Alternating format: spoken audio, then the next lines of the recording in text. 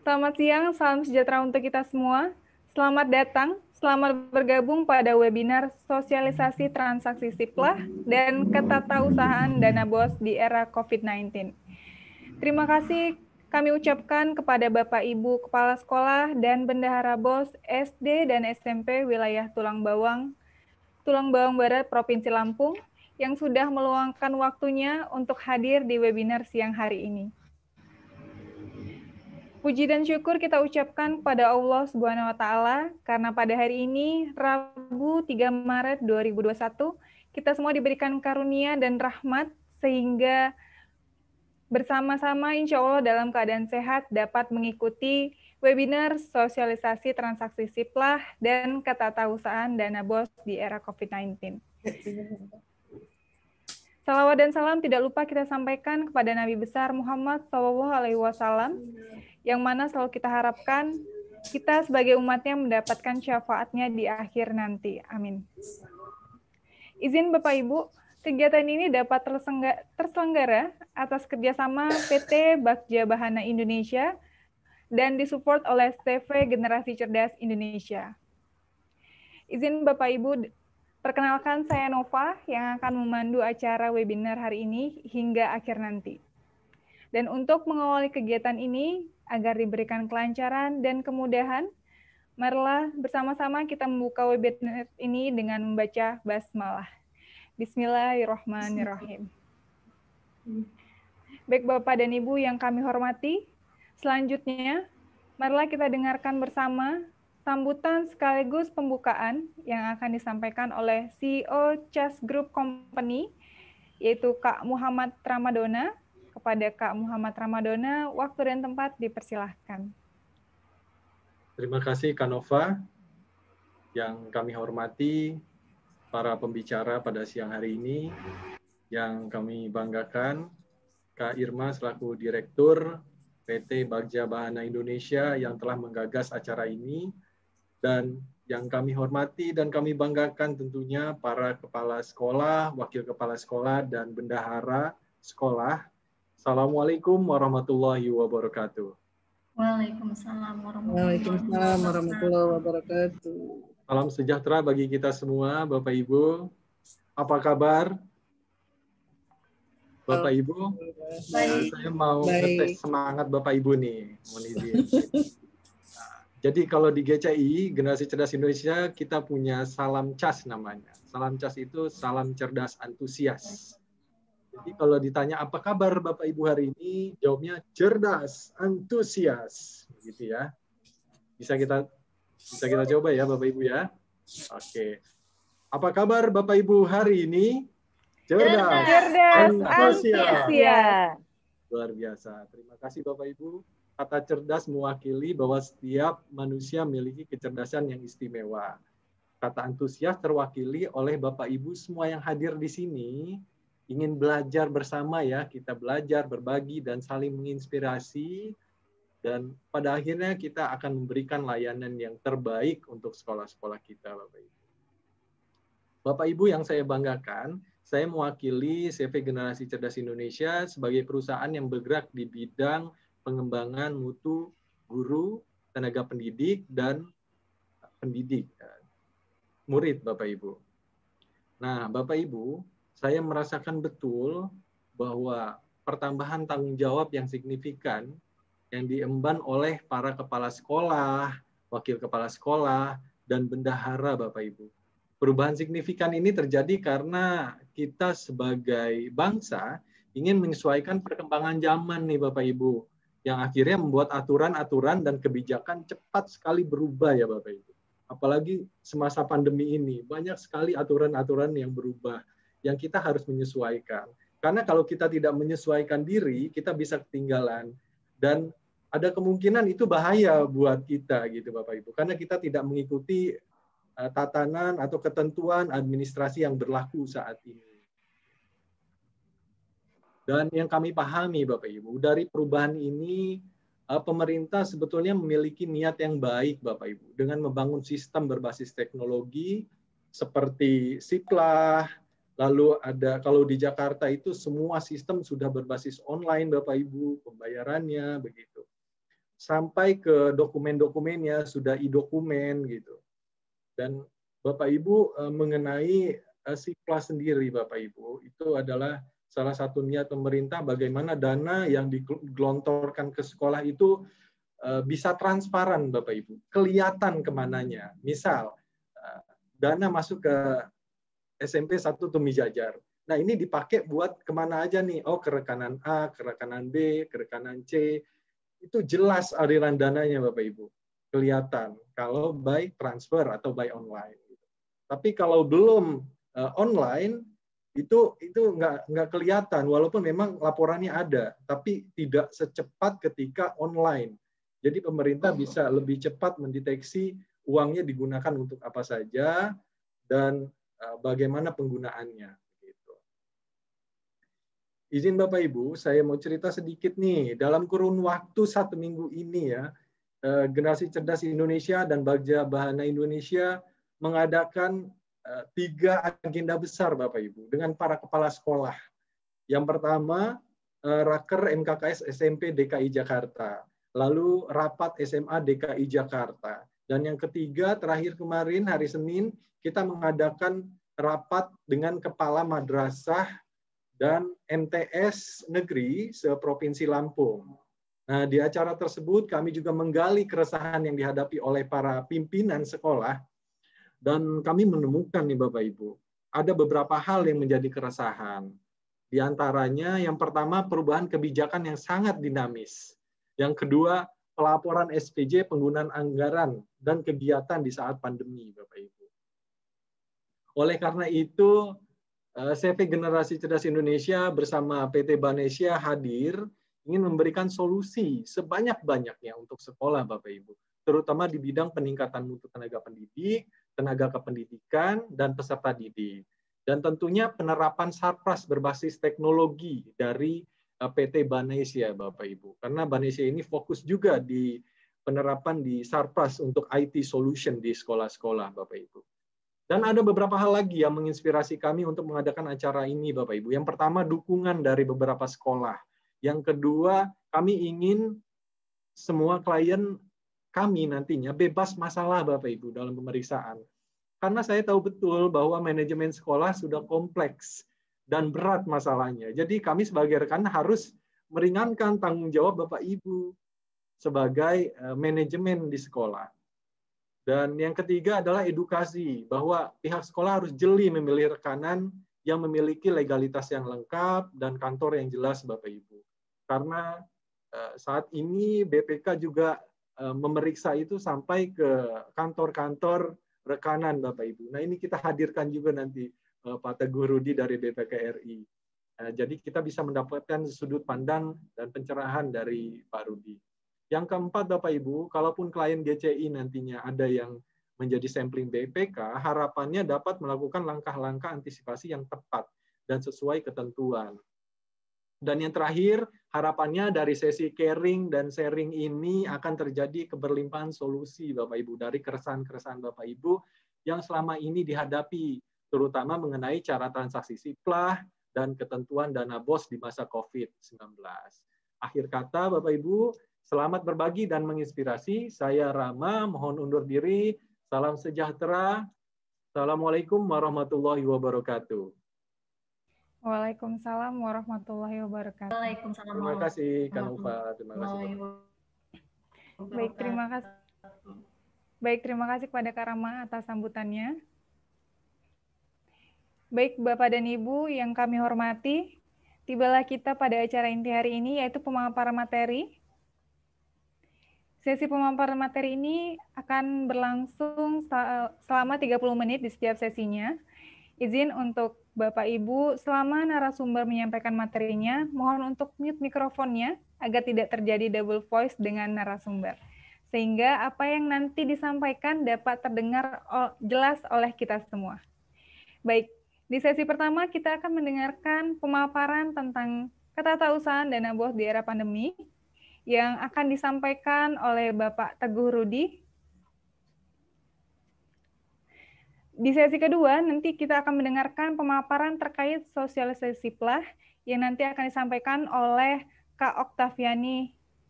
Baik, Langsung saja, marilah sama-sama kita menyimak pemaparan di sesi pertama ini tentang ketatausahaan dana BOS di era pandemik yang akan disampaikan oleh Bapak Teguh Rudi. Kepada Pak Teguh Rudi, waktu dan tempat dipersilahkan. Terima kasih Mbak Nova atas waktunya. Yang kami hormati Mas Rama selaku fasilitator kegiatan ini, selaku juga CEO CV Generasi Cerdas Indonesia. Yang kami hormati Ibu Irma Suryani yang merupakan pimpinan daripada PT Bagia Bahana Indonesia.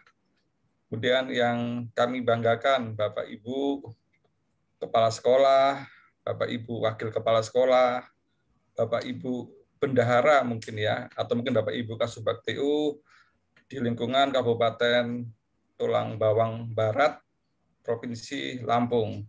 Assalamualaikum warahmatullahi wabarakatuh. Waalaikumsalam warahmatullahi wabarakatuh. Salam sejahtera bagi kita semua. Pertama kita panjatkan puja dan puji syukur kehadirat Allah Subhanahu wa taala karena atas rahmat dan karunia Allah kita masih diberi kesehatan dan bisa mengikuti acara webinar pada siang hari ini. Seperti yang dijelaskan tadi oleh Mas Rama, memang salah satu yang perlu dicermati oleh Bapak Ibu pelaku pendidikan di Kabupaten Tulang Bawang Barat ini adanya perubahan kebijakan yang sangat dinamis, yaitu terkait dengan penanganan pandemi COVID-19. Nah ini ya saya terima kasih kepada Mas Rama dan juga PT Bagia Bahana Indonesia sudah memfasilitasi salah satu edukasi pembelajarannya melalui dengan kegiatan webinar pada siang ini. Yang kedua, Bapak Ibu, seperti Bapak Ibu ketahui bahwa dalam pengelolaan sumber dana anggaran sekolah itu sumbernya ada dua, Bapak Ibu. Yang pertama dari APBN yang berupa belanja operasional sekolah atau istilahnya dana BOS. Yang kedua mungkin belanja dari sumbernya dari APBD yang istilahnya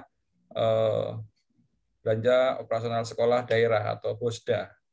Nah, kalau di DKI namanya BOP, Bapak Ibu, belanja operasional pendidikan. Nah, ini dengan adanya masa pandemi ini adanya penyesuaian-penyesuaian Bapak Ibu yang harus dilaksanakan sehingga bisa kegiatan yang selama ini sebelum ada pandemi bisa juga berjalan dan juga untuk kegiatan yang untuk dalam rangka pencegahan perluasan penyebaran pandemi. Oleh sebab itu pada siang ini kita coba sharing knowledge Bapak Ibu kepada Bapak Ibu peserta di lingkungan sekolah di Kabupaten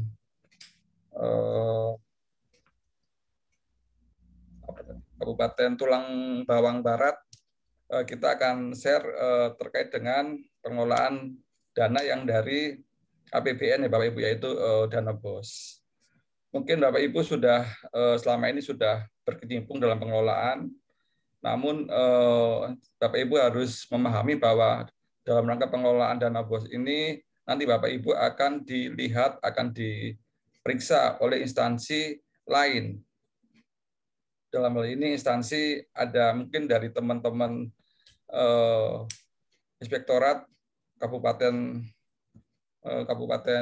Tulang Bawang Barat dan juga mungkin dari teman-teman Inspektorat Kementerian Pendidikan dan yang terakhir mungkin dari teman-teman BPK, baik BPK Pusat maupun BPK Perwakilan Provinsi Lampung. Nah, berkaitan dengan hal itu mungkin nanti materi ini mungkin bisa menjadi acuan dan menjadi pedoman Bapak Ibu dalam menyikapi apabila Bapak Ibu nantinya dijadikan sampel pemeriksaan oleh teman-teman yang berwenang, misalkan Inspektorat dan BPK.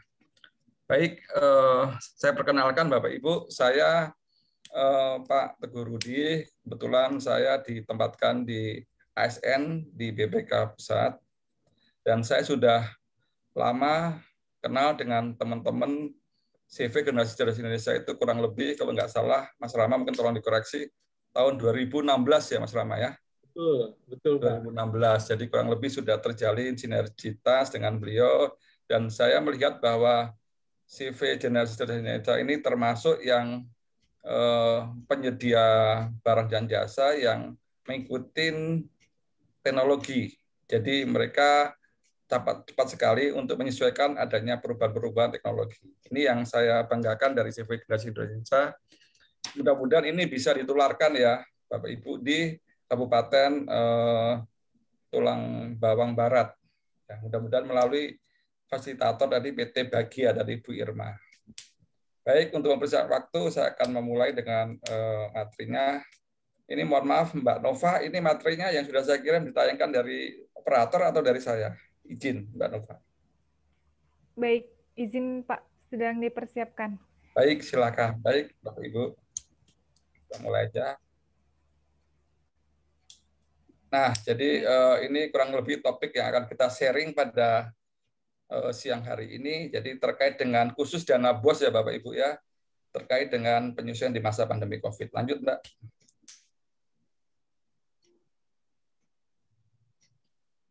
Lanjut Mbak. Jadi lanjut Mbak.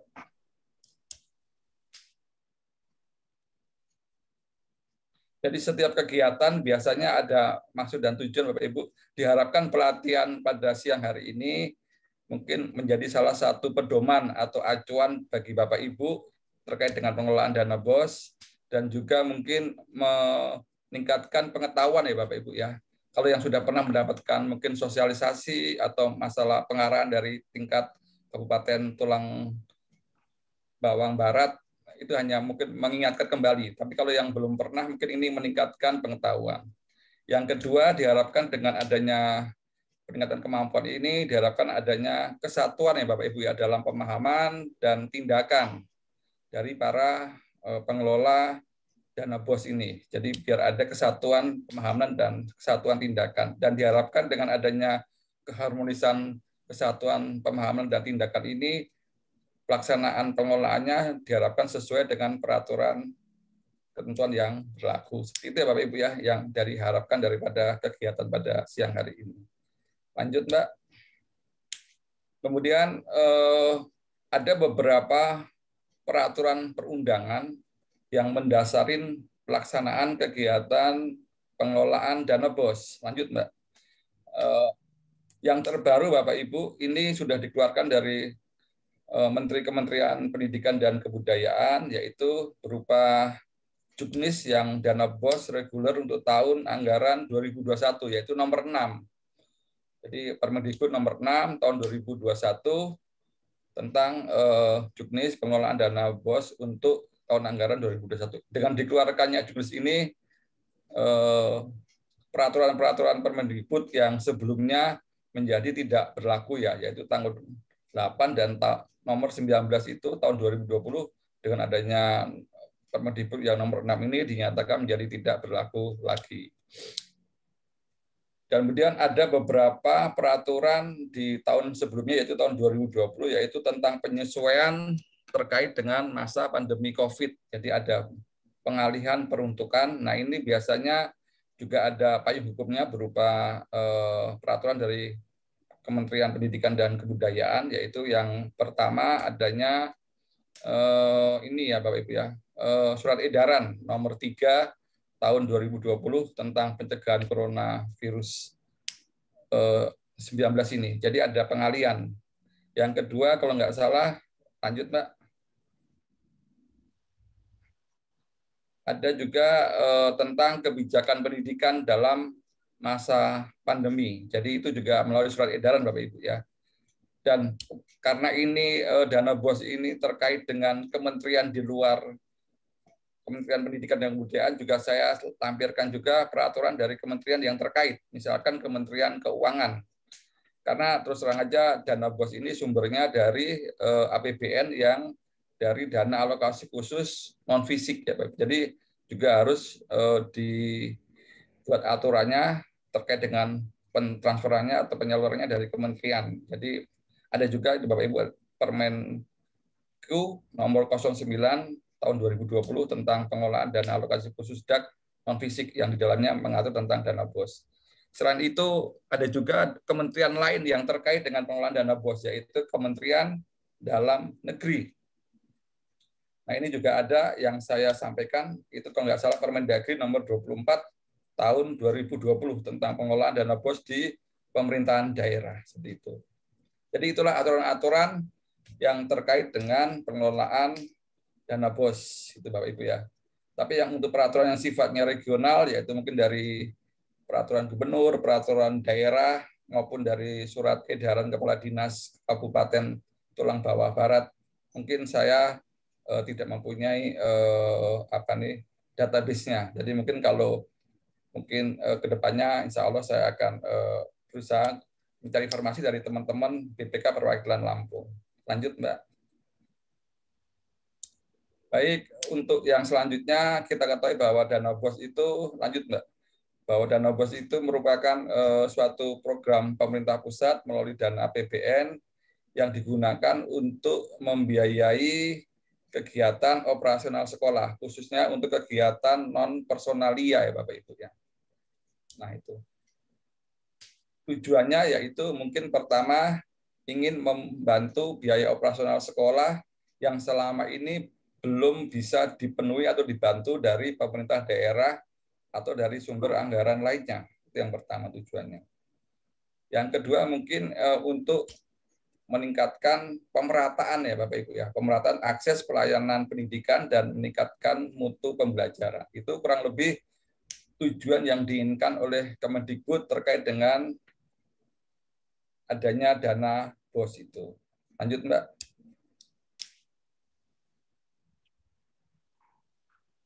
Nah, adapun sasaran yang diberikan dana BOS dari kementerian yaitu ada 3 level, yaitu level pendidikan dasar, yaitu ada sekolah dasar dan sekolah menengah pertama atau SMP.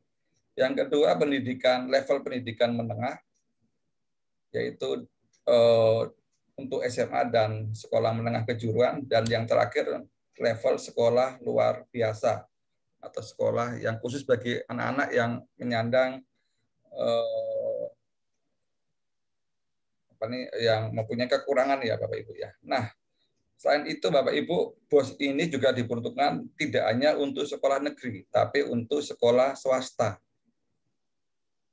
Dengan memenuhi kriteria, mungkin Bapak Ibu sudah sebagai pengulangan aja. Yang pertama, dia harus sekolahnya terdaftar, mempunyai nomor sekolah pokok nasional ya, NSPN. Kalau sekolah swasta harus mempunyai izin operasional yang masih berlaku dan terdaftar di database Dapodik. Yang kedua persyaratannya dia harus sudah mempunyai sudah masuk dalam data pokok pendidikan atau Dapodik di masing-masing kabupaten kota, dan dia harus Dapodik yang dimasukkan itu harus data yang real ya, data yang terupdate atau data yang mutakhir per 31 Agustus, karena itu sebagai dasar untuk penyaluran anggaran dana BOS. Itu. Yang berikutnya Bapak Ibu, kalau yang tahun lalu kan database-nya bisa 2 kali, Januari dan Oktober, tapi kalau sekarang ini 1 kali, jadi hanya di bulan Agustus. Diharapkan bisa untuk mempercepat terjadinya revisi APBD seperti itu. Yang berikutnya yang diberikan dana BOS itu apabila sekolah itu jumlah muridnya atau peserta didiknya minimal 60 orang. Tapi ini tidak berlaku bagi untuk sekolah-sekolah yang kondisinya atau posisinya di daerah terpencil atau terluar atau yang paling jauh gitu. Itu kalau yang 60 peserta didik itu tidak berlaku untuk sekolah-sekolah yang seperti itu. Dan yang terakhir, mereka 60 orang ini selama 3 tahun. Nah, itulah syarat-syarat yang harus dipenuhi apabila suatu sekolah mendapatkan dana BOS. Gitu. Lanjut, Mbak.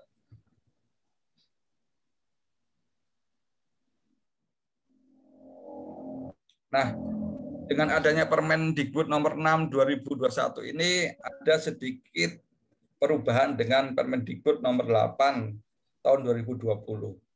Perubahannya tidak banyak Bapak Ibu, yaitu perubahannya terjadi di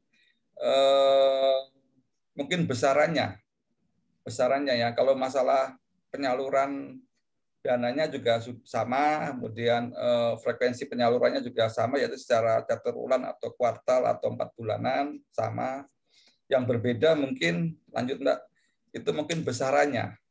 Di tahun 2021 ini Kementerian Pendidikan dan Kebudayaan agak sedikit memberikan keleluasaan atau fleksibilitas tentang besaran dana BOS-nya. Hal ini disesuaikan dengan kebutuhan satuan biaya di masing-masing daerah. Nanti untuk keputusan satuan biaya masing-masing daerah ini akan ditetapkan oleh Menteri Pendidikan dan Kebudayaan. Lanjut, Mbak. Itu ya. Jadi yang agak berbeda ini besarannya. Besarannya kalau dulu itu given, kalau sekarang ada intervalnya, ada ring batasannya. Jadi misalkan untuk tingkat SD yang dulunya 900 per siswa, ini ada interval anggarannya yaitu 900 sampai 1960 seperti itu. SMP yang dulunya per siswa 1.100.000 untuk tahun 2021 ada kemungkinannya bisa melebihi 1.100.000. Paling tinggi dianggarkan per siswa 2.480.000. Seperti itu yang berbeda. Yang kedua ada sedikit juga perubahan untuk yang tahun anggaran 2021 ini untuk dana BOS, yaitu tentang perlakuan penggunaannya. Kalau di tahun 2020 itu untuk yang salah satu penggunanya yaitu peruntukannya untuk pembiayaan honor, itu kalau nggak salah maksimal 50% dari jumlah keseluruhan dana BOS yang diterima oleh sekolah. Namun di masa pandemi ini mendapatkan keleluasaan dari kementerian, yaitu bisa lebih dari 50% asal disesuaikan dengan kebutuhan real sekolah seperti itu. Jadi tidak dipatok maksimal 50 ya Bapak Ibu ya. Tapi Bapak Ibu harus juga pandai-pandai dalam penggunaan anggaran ini untuk pembayaran honor karena masih ada akun-akun pembiayaan lainnya yang juga diperlukan pembiayaan dari dana BOS. Yang kedua yang berubah untuk peruntukan pelaksanaannya yaitu untuk tenaga honor, masih tenaga honor. Kalau dulu ada semacam ketentuan selain dia mempunyai nomor unik NUPTK ya, pendidik dan tenaga pendidikan, dan juga harus terdata di Dapodik paling lambat akhir tahun yaitu 31 Desember. Tapi di masa yang Permendikbud nomor 6 ini dia NUPTK-nya juga tidak wajib harus memiliki dan juga walaupun belum dimasukkan per 31 Desember masih bisa untuk dibiayai melalui dana BOS. Jadi itu. Jadi untuk yang Permendikbud nomor 6 ini tidak dicantumkan jangka waktunya ya Bapak Ibu ya. Tidak dicantumkan jangka waktu tercatat di database Dapodiknya tidak harus 31 Desember. Jadi itu yang agak membedakan dana BOS tahun 2020. Lanjut, Pak. Kalau untuk pelaporannya sama Bapak Ibu masih secara daring dan secara yang hard copy melalui tim BOS provinsi. Lanjut, Mbak.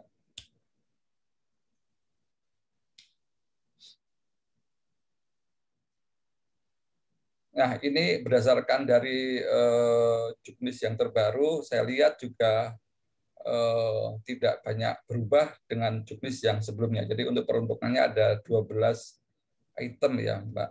Itu masih sama dengan yang sebelumnya. Lanjut, Mbak.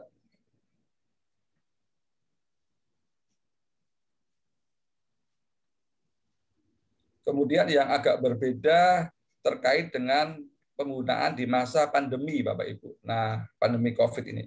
Tadi dijelaskan oleh Mas Slamet di depan adanya penyesuaian-penyesuaian di masa pandemi ini, termasuk juga untuk penggunaan pelaksanaan dana BOS. Ini peruntukannya mengalami perubahan peruntukan. Untuk yang tahun sebelumnya berdasarkan Permendikbud 8 ini, misalkan saya ambil contoh akun pembiayaan pelaksanaan administrasi kegiatan sekolah. Ini kalau dulu untuk ATK, peralatan kesehatan, untuk rapat, dan sebagainya. Tapi untuk yang masa pandemi ini, diawali dengan Permendikbud nomor 19 ini mengalami perubahan. Jadi bisa juga diperuntukkan untuk pengadaan yang berkaitan dengan pandemi COVID, yaitu berupa alat-alat kebersihan dan kesehatan, misalkan cairan, sabun pembersih tangan, pembersih kuman, masker, dan sebagainya. Jadi bisa lebih dibuka lagi ruang untuk pengadaan hal-hal untuk alat pemenuhan alat kesehatan atau alat kebersihan. Dan yang kedua, adanya perubahan untuk akun belanja, misalkan pembiayaan langganan daya dan jasa.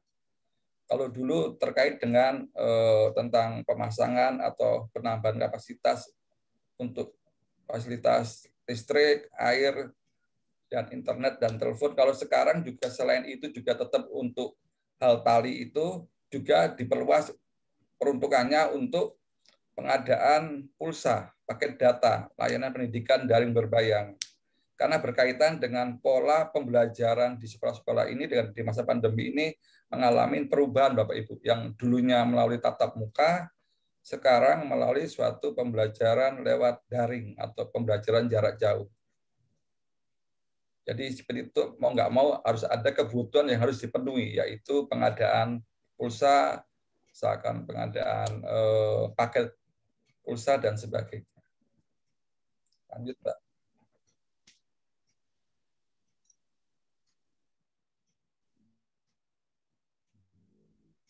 Kemudian untuk yang terakhir yang mengalami perubahan yaitu tentang pembayaran honor untuk kepada guru atau pegawai yang non ASN atau PNS. Nah ini kalau dulu Bapak Ibu tadi saya sudah jelaskan dia besarannya 50% dari total anggaran dana BOS yang diterima oleh sekolah yang bersangkutan.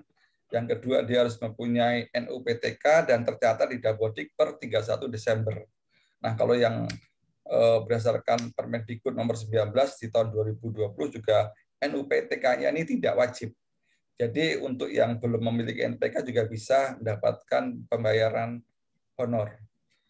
Sedangkan di Permendikbud nomor 6 ini juga dijelaskan bahwa untuk database Dapodiknya tidak harus di tanggal 31 Desember. Jadi kemungkinan Januari pun lewat masih bisa dibiayai. Yang penting yang perlu digarisbawahi bahwa sudah dimasukkan dalam rencana kegiatan dan anggaran sekolah RKAS, seperti itu ya Pak Ibu ya. Itu perbedaannya yang terkait dengan juknis dana BOS terkait dengan sebelum masa pandemi dan eranya masa pandemi. Lanjut Mas.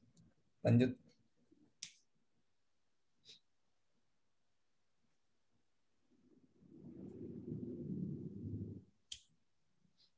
Nah, ini saya lihat komponen yang tidak boleh atau dilarang ya untuk oleh teman-teman tim BOS sekolah dalam rangka penggunaan dana BOS. Saya lihat yang berbeda hanya beberapa poin, termasuk poin yang pertama. Ini termasuk hal yang baru, karena di juknis yang sebelumnya tidak ada, yaitu melakukan transfer dana BOS ke rekening pribadi atau lainnya, kalau yang dulu.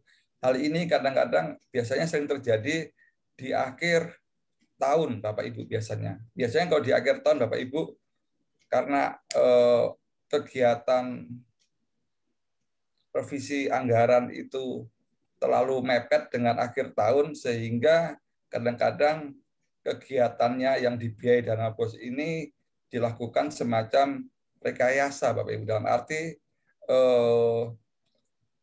pekerjaannya sudah dilaksanakan, dokumen pertanggungjawabannya sudah dibuat, namun realnya Bapak Ibu kegiatan itu belum sepenuhnya selesai dilaksanakan. Nah, untuk dananya daripada nanti itu dana dikembalikan ke kas negara atau ke kas daerah, makanya ada penampungan, rekening penampungan sementara. Nah, ini kadang-kadang atas nama pribadi atau atas nama golongan. Nah, ini untuk mensiasati supaya dana itu tidak dikembalikan ke kas negara atau ke kas daerah. Nah, ini termasuk yang sudah dimonitor oleh teman-teman Kementerian Pendidikan dan Kebudayaan, makanya dilakukan masukkan di poin pelarangan lakukan transfer dana BOS ke rekening pribadi atau lainnya. Biasanya ini sering terjadi di akhir tahun. Itu yang berbeda dengan komponen yang dilarang dengan juknis BOS yang tahun 2020. Lanjut, Mbak.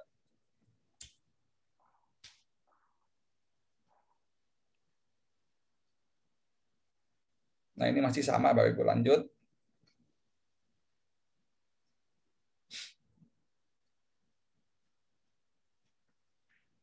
Nah, Untuk yang kegiatan masa pandemi ini, Bapak Ibu, Kementerian Pendidikan dan Kebudayaan memberikan semacam kemudahan dalam pembuatan dokumen pengadaannya, yaitu salah satunya dengan pengadaan melalui SIPLAH, nanti yang akan dijelaskan oleh teman-teman dari GCI di season kedua, yaitu Sistem Informasi Pengadaan di Sekolah. Nah, ini saya coba sharing kepada Bapak Ibu terkait dengan kelengkapan dokumen pengadaan, baik lewat SIPLAH maupun yang lewat konvensional atau lewat luring yang sebelumnya. Lanjut, Mbak.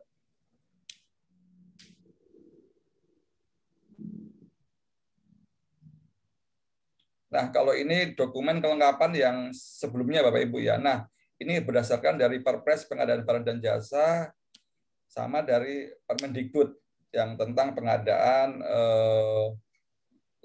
barang dan jasa di lingkungan Kementerian Pendidikan dan Kebudayaan. Nah, ini secara umum Bapak Ibu, kalau di Perpres itu sendiri sangat simpel Bapak Ibu. Perpres Pengadaan Barang dan Jasa. Untuk nilai transaksi sampai dengan 10 juta Bapak Ibu, itu hanya cukup sebenarnya satu dokumen, yaitu dokumen nota bond seperti itu. Untuk nilai transaksi 10 sampai 50 juta, itu juga cukup sederhana Bapak Ibu. Nota dan bukti pembayaran. Dan untuk nilai transaksi pengadaan mulai dari 50 juta ke atas sampai dengan 200 juta, itu juga cukup simpel Bapak Ibu. Tadi nota, bukti kwitansi atau pembayaran, dan juga ditambah satu dengan SPK. Dan kalau di atas 200 juta, ada namanya jaminan pelaksanaan kegiatan. Simpel Bapak Ibu. Namun Bapak Ibu, kalau seperti itu Bapak Ibu sampaikan apabila Bapak Ibu diperiksa oleh teman-teman pemeriksa atau auditor, sebenarnya secara aturan tidak salah. Bapak Ibu mengacu pada Perpres Pengadaan Barang dan Jasa. Cuma ada kalau Bapak Ibu misalkan ada nilai pengadaan sebesar 40 juta.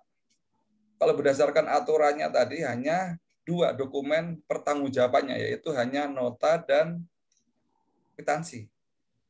Namun apabila diperiksa oleh teman-teman auditor, kalau Bapak Ibu hanya menyampaikan 2 dokumen itu, Bapak Ibu akan disibukkan untuk menjawab beberapa data dan informasi yang tidak bisa diperoleh oleh teman-teman auditor dari 2 dokumen itu, nota dan bukti kwitansi.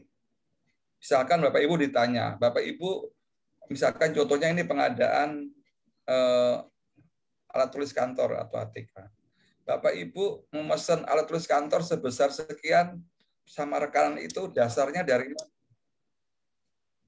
Nah, Bapak Ibu tidak bisa menunjukkan hanya dari nota dan kwitansi. Nah, Bapak Ibu bilang, oh ada Pak, ada surat pemesanan barang dari sekolah kepada mitra kerja atau penyedia barang dan jasa atau rekanan. Nah, jadi Bapak Ibu harus menyampaikan dokumen lain di luar dokumen yang dipersyaratkan dari Perpres tadi. Oleh sebab itu, di sini saya sampaikan dokumen-dokumen pengadaan barang dan jasa lainnya yang kira-kira harus Bapak Ibu siapkan terkait dalam pertanggungjawaban. Seperti itu ya Bapak Ibu ya. Jadi sebenarnya Bapak Ibu tidak salah kalau sesuai dengan Perpres, tapi ada beberapa hal data dan informasi yang Bapak Ibu harus menyampaikan penjelasan tambahan. Nah, dengan adanya dokumen ini diharapkan bisa mewakili, bisa menggantikan penjelasan tambahan Bapak melalui dokumen ini. Apa itu? Yaitu Bapak Ibu ini ada beberapa dokumen yang terkait dengan pengadaan barang dan jasa. Ini masih berdasarkan konvensional ya, belum berdasarkan SIPLAH.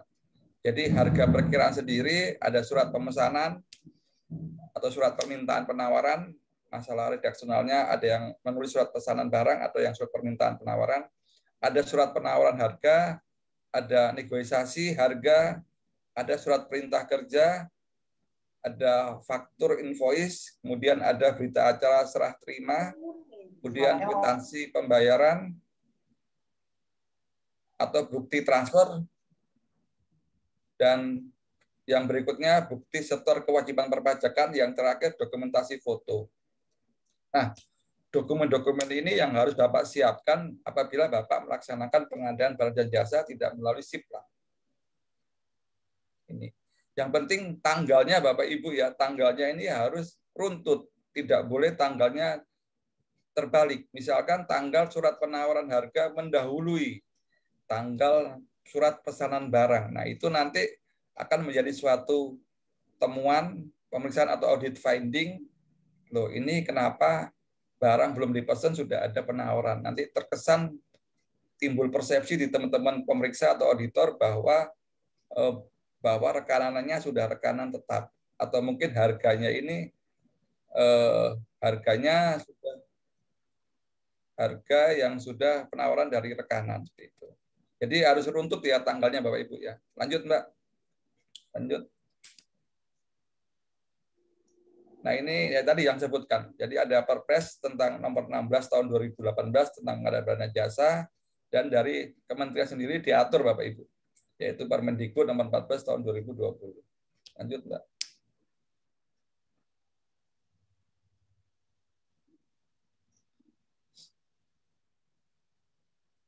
Nah, ini kalau Bapak Ibu mengadakan nanti lewat SIPLA ya, nanti yang dijelaskan dokumennya seperti apa oleh teman-teman dari GCI seperti ini. Lanjut Mbak. SIPLA. Nah, SIPLA ini mempermudah Bapak Ibu ya. Ada beberapa dokumen yang tadi secara konvensional tidak diperlukan lagi. Misalkan semacam SPK itu juga nggak diperlukan karena sudah dipesan, itu berarti sebagai penggantinya surat perintah kerja. Lanjut Mbak. Izin Pak, saya potong sebentar, waktunya 5 menit lagi Pak, izin. Bagaimana Mbak? Waktunya 5 menit lagi Pak, izin. Ya, lanjut. Iya, yang cepat aja Pak. Yang kelengkapan. Kelengkapan dokumen ya Bapak Ibu ya. Lanjut, ini lanjut aja nanti biar dijelaskan sama Mas teman-teman GCI. Lanjut di kelengkapan Mbak. Kelengkapan. Nah, kelengkapan. Lanjut terus. Nah, ini Bapak Ibu, ini yang kelengkapan untuk secara SIPLA ya Bapak Ibu ya. Ini Bapak Ibu harus Bapak Ibu pedomani yang tadi. Nah, ini yang untuk pertanggungjawaban dana BOS. Lanjut Mbak. Untuk pertanggungjawaban BOS ini ada beberapa dokumen yang harus Bapak Ibu buat dan Bapak Ibu sampaikan apabila diperiksa Bapak Ibu. Yang pertama ada RKAS, kemudian kalau di Jakarta atau yang terbaru tadi selain aplikasi SIPLA ada namanya ARKAS Bapak Ibu. Aplikasi rencana kegiatan dan anggaran sekolah, ARKAS namanya, itu terbaru juga. Ini yang beberapa dokumen. Lanjut Mbak, yang harus Bapak Ibu buat terkait dengan kalau ada Bapak Ibu diperiksa oleh teman-teman inspektorat, teman-teman BPK, ini dokumennya Bapak Ibu.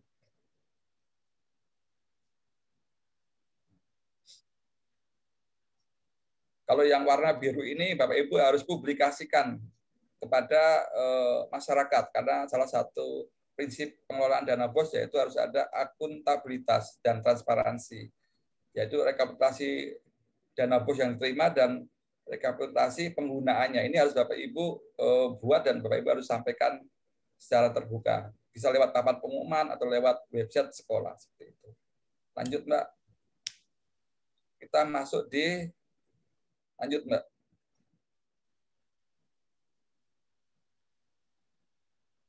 Nah, ini nanti silakan dibaca sendiri terkait dengan kelengkapan ya Bapak Ibu ya, untuk kegiatan masing-masing kegiatan pengadaan dan yang dibiayai oleh dana BOS. Di sini saya cantumkan beberapa kelengkapan dokumen yang harus Bapak Ibu penuhi. Nanti silakan dibaca sendiri. Lanjut Mbak. Kita masuk kepada masalah pajak aja. Masalah pajak untuk dana BOS. Untuk kelengkapan dokumennya, pertanggungjawaban, silakan Bapak Ibu nanti melihat materi, karena keterbatasan waktu, silakan nanti. Nah, ini di pajak BOS. Jadi untuk pajak BOS ini mulai tahun 2020 ini tidak spesifik diatur ya Bapak Ibu. Beda kalau juknis BOS tahun 2018. Kalau yang sekarang ini hanya dijelaskan untuk ketentuan perpajakan mengacu kepada peraturan perpajakan yang berlaku. Jadi otomatis yang menjadi kita acuan yaitu regulasi-regulasi dari teman-teman Dirjen Pajak.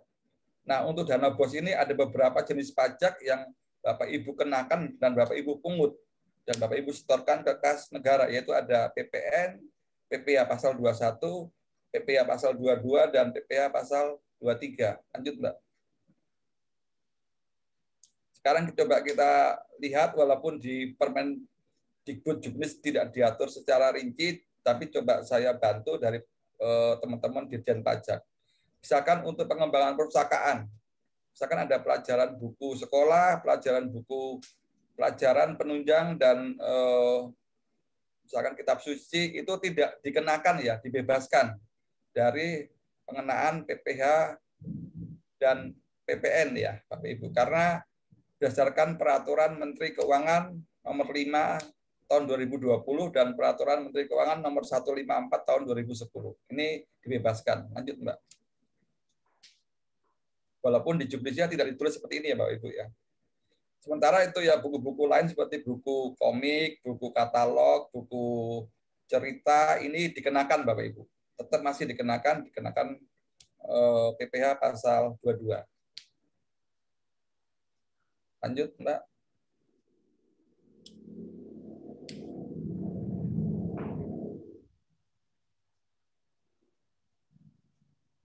Nah, untuk pengadaan makanan minuman atau konsumsi Bapak Ibu, apabila Bapak Ibu dalam pelaksanaannya ini melakukan secara mandiri atau swadaya, beli langsung ke toko, nah ini kalau besarannya di atas 2 juta, Bapak Ibu wajib dikenakan PPh dan PPN. Kalau di bawah 2 juta tidak dikenakan. Ya Bapak Ibu ya. Kemudian kalau Bapak Ibu melaksanakan penyediaan jasa konsumsi ini melalui pihak ketiga atau rekanan, atau jasa catering, itu Bapak Ibu dikenakan yang namanya PPh 23 yang besarnya 2%. Tapi apabila rekanan yang Bapak Ibu kerjasama dengan sekolah ini tidak atau belum memiliki NPWP, maka besaran pengenaan tarif pajaknya 100%. Misalkan kalau 2% menjadi 4%, seperti itu. Lanjut, Mbak.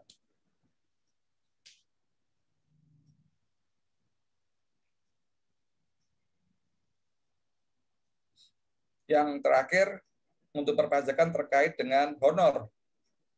Nah, honor ini ada yang diberikan pada saat ada kegiatan, Bapak Ibu. Nah, ini harus dikenakan potongan ya, PPh pasal 21 besarnya 5%. Tapi kita lihat, untuk para peserta kegiatan itu, kalau dia golongan 1 dan golongan 2, bebas. Tapi kalau golongan 3 dikenakan tarif PPh pasal 21 sebesar 5%, kalau golongan 4 sebesar 15%. Ini untuk apabila kalau ada kegiatan. Tapi kalau Bapak Ibu membiayai guru atau pegawai yang honorer murni atau non-ASN, itu baik harian atau bulanan yang sifatnya tetap, kita acuannya dari besaran jumlah yang mereka terima. Apakah jumlahnya itu melebihi PTKP atau tidak? Istilahnya PTKP itu penghasilan tidak kena pajak. Untuk harian besarannya maksimal 450.000. Jadi kalau dia ada upah harian diberikan hanya di bawah 450.000, dia tidak wajib dikenakan PPh pasal 21. Tapi kalau dia di atas 450, perharinya dia dikenakan. Begitu juga untuk bulanan. Bulanannya kalau berdasarkan PTKP besarannya 4.500.000. Nah, untuk pengadaan barang yang sifatnya non-konsumsi, misalkan ATK, komputer, dan sebagainya, ini kalau dia di atas 2 juta dikenakan PPh pasal 22, 1,5%, dan PPN 10%. Kalau yang di bawah 1 juta dan bukan pembayaran dia pecah-pecah, dia tidak dikenakan. Seperti itu ya Bapak Ibu ya untuk pajak. Nanti kita bisa tanya jawab di ruang tanya jawab. Lanjut, Mbak. Lanjut, Mbak.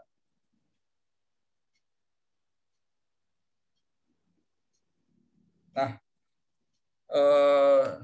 untuk materi sudah kami sampaikan secara dari awal, walaupun mohon maaf mungkin ada sedikit kecepatan beberapa slide yang kita lewati karena keterbatasan waktu.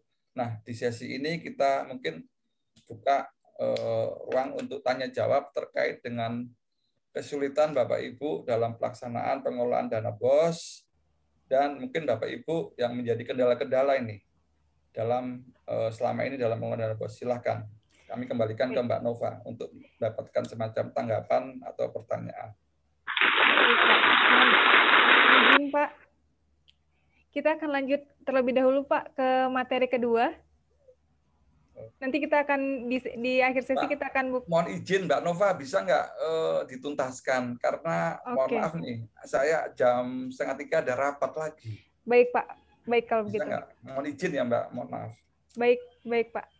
Oke. Baik Bapak Ibu, sebelumnya saya ucapkan terima kasih kepada Pak Rudi atas pemaparan materinya. Selanjutnya kita akan buka sesi tanya jawab terkait apa yang sudah disampaikan oleh Pak Rudi tadi mengenai.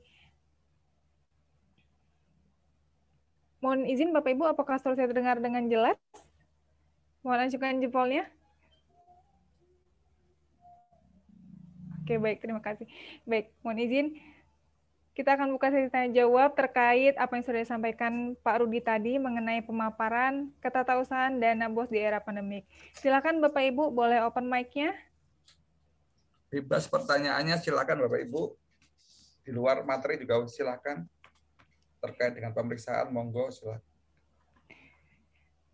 Dipersilahkan Bapak Ibu. Izin Ibu Mary, mungkin ada yang ingin tanyakan Ibu? Baik, terima kasih. Baik. Perkenalkan, saya Ibu Mary Susanti dari SD 1 Mulia Kencana. Terima kasih atas kesempatannya. Yang ingin saya tanyakan kepada Pak Rudi yaitu untuk pembelanjaan di Siplah itu sendiri, apakah kita kan menyusun RKAS nih, kemudian pembelanjaan di Siplah itu apakah harus menunggu bosnya cair atau bagaimana gitu kan, karena tanggal pembelian di Siplah itu kan memang harus sesuai ketika kita membeli. Itu yang pertama. Kemudian yang kedua, di Siplah itu pembelanjaan barang apakah sudah ada pajaknya atau bagaimana Pak? Jadi sebaiknya pembelanjaan itu kita cari yang sudah include pajak atau yang belum Pak, karena kan kita menyusun di RKAS itu berdasarkan dengan daftar harga yang ada di Siplah. Terima kasih Pak Rudi. Terima kasih. Baik, terima kasih Bu Mary.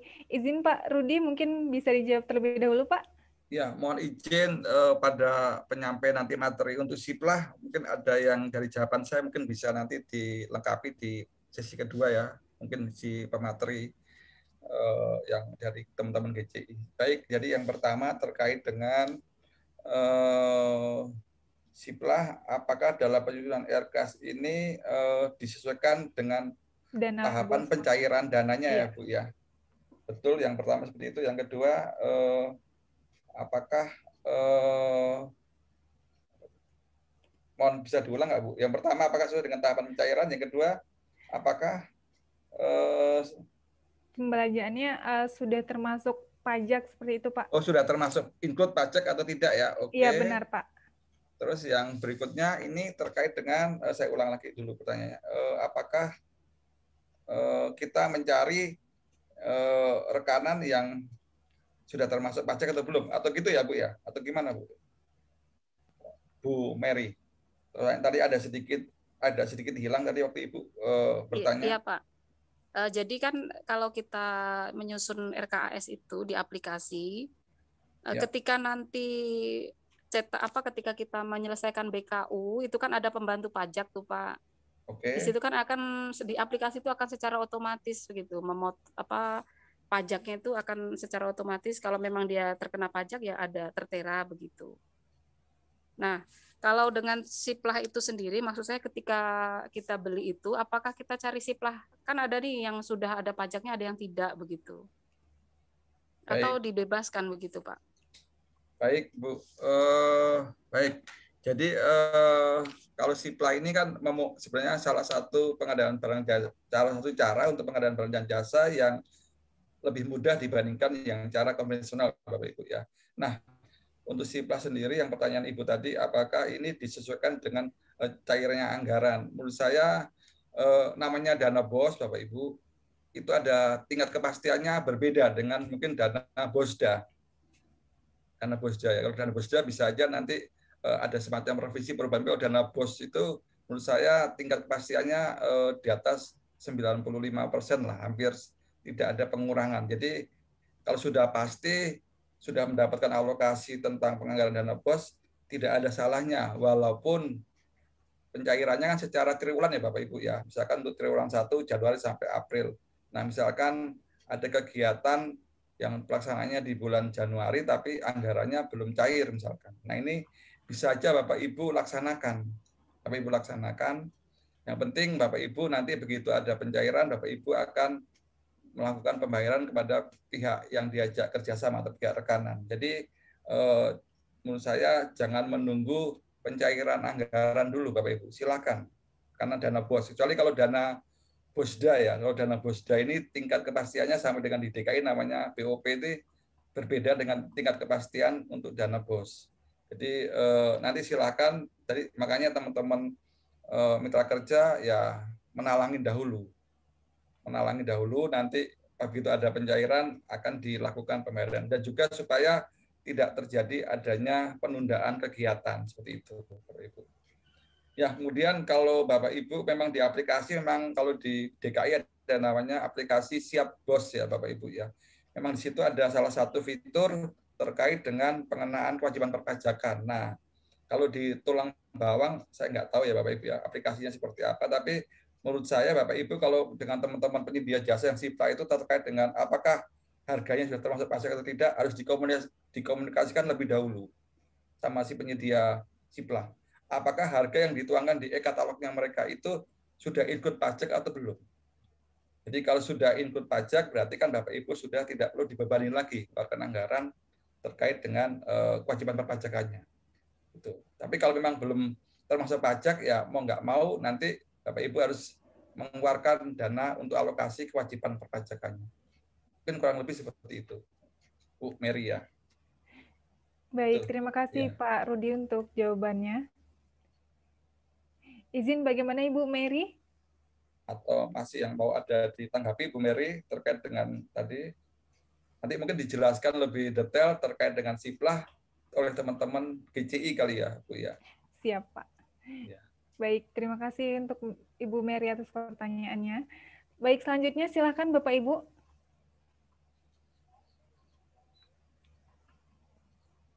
Silakan Bapak Ibu yang ingin mengajukan pertanyaan kepada Pak Rudi. Baik, dipersilakan Pak Winarto. Assalamualaikum warahmatullahi wabarakatuh. Waalaikumsalam warahmatullahi wabarakatuh. Ini Pak terkait pemakaian atau pembubuhan materai. Ya, kalau dulu kan ada transaksi 250.000 itu 3.000, terus yang di atas 1 juta itu 6.000. Terkait dengan peraturan baru yang sekarang menggunakan materai 10.000 itu, nah ini mohon penjelasan Bapak. Terima kasih. Assalamualaikum warahmatullahi wabarakatuh. Waalaikumsalam warahmatullahi wabarakatuh. Terima kasih Pak Winarto atas pertanyaannya. Jadi untuk penggunaan materai memang mengalami perubahan. Yang sekarang yang terbaru menggunakan, saya kurang lebih mungkin lupa ya, sebenarnya ada materi saya tapi nggak saya tampilkan. Itu materi yang sekarang menggunakan nilai nominal 10.000. Itu untuk nilai pengadaan yang nilainya di atas 5 juta Bapak Ibu. 5 juta itu Bapak Ibu gunakan yang materi terbaru 10.000. Kemudian ada beberapa jenis dokumen yang harus dikenakan materi 10.000 itu, misalkan ada surat perjanjian, ada surat utang piutang, ada beberapa dokumen ya Bapak Ibu ya. Untuk yang materi lama bagaimana perlakuannya yang 3.000, 9.000. Nah, itu masih bisa, masa transisi ini masih bisa dipergunakan Bapak Ibu. Sampai dengan nanti tanggal 31 Desember 2021. Untuk yang materi lama. Setelah itu mungkin setelah Januari 2022 sudah nggak berlaku lagi. Itu untuk yang minimal harus disampaikan untuk materi yang lama, minimal nilainya lebih rendah sedikit dibandingkan materi yang terbaru. Itu minimal Bapak Ibu harus bikin 9.000. 9.000 ya Bapak Ibu ya. Jadi 9.000 untuk kegiatan yang 5.000 ke atas. Jadi daripada yang Bapak Ibu sudah pengadaan, sudah ada di sekolah-sekolah materi yang lama, Bapak Ibu bisa gunakan, tapi nilainya 9.000, tidak 10.000. Jadi ada ditambah-tambahkan ada 3 materai yang ada yang 6.000 ditambah 6.000 nggak apa-apa, yang penting minimal 9.000 untuk materai yang lama. Kalau yang baru ada langsung yang materai baru yang besarannya 10.000. Seperti itu Pak Winarto. Baik. Bagaimana Pak Winarto? Apakah masih ada yang ingin ditanggapi Pak? Cukup Mbak, terima kasih atas Baik. penjelasannya. Terima kasih Pak untuk pertanyaannya dan terima kasih Pak Teguh atas jawabannya. Baik, mohon izin silakan Bapak Ibu mungkin satu orang penanya lagi. Dipersilahkan. Bagaimana Bapak Ibu? Ibu Sulina mungkin ada yang ditanyakan Ibu, izin.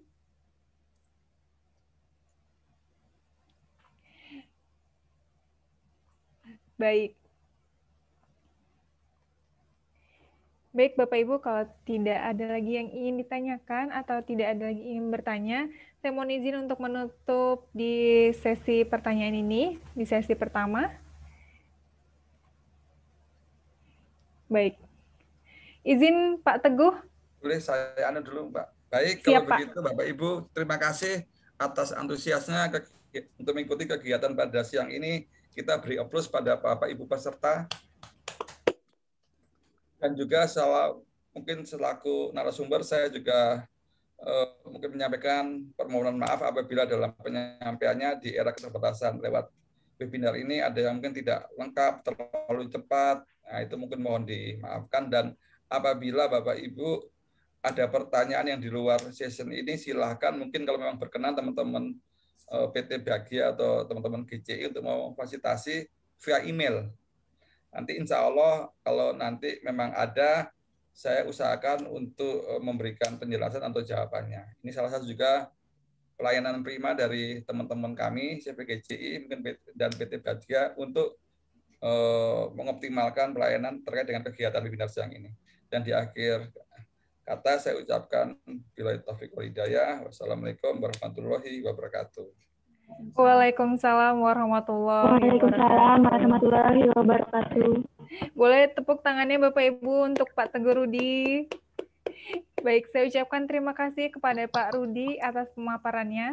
Mudah-mudahan apa yang disampaikan bisa bermanfaat dan dapat diaplikasikan oleh Bapak Ibu yang hadir di webinar pada siang hari ini. Baik. Mohon izin ya Mbak Nova dan Bapak Ibu lainnya, karena Siap, ada kegiatan rapat webinar yang lain. Terima kasih. Siap Pak. Sehat selalu Pak. Terima kasih Pak Rudi. Baik. Baik Bapak dan Ibu, selanjutnya kita akan lanjut ke sesi kedua, sesi pemaparan materi kedua, mengenai sosialisasi siplah yang akan disampaikan oleh Kak Oktaviani Kamsyurinda. Baik. Baik, langsung saja kepada Kak Oktaviani, waktu dan tempat dipersilahkan. Terima kasih Kak Nova. Suara saya terdengar jelas Bu, Pak? Tes.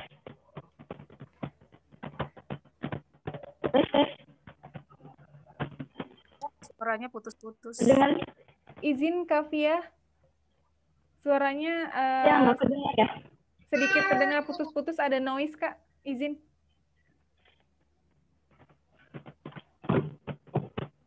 Tes. Suara 3. Oke. Bisa diulang Kak, izin? Tes 1, 2, 3. Seperti ada Sudah noise, terdengar Kak. belum Kak Nova?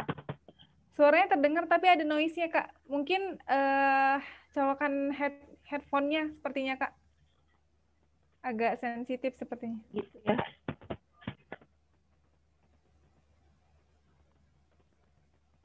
Sebentar, Bapak Ibu, saya benerin dulu nih.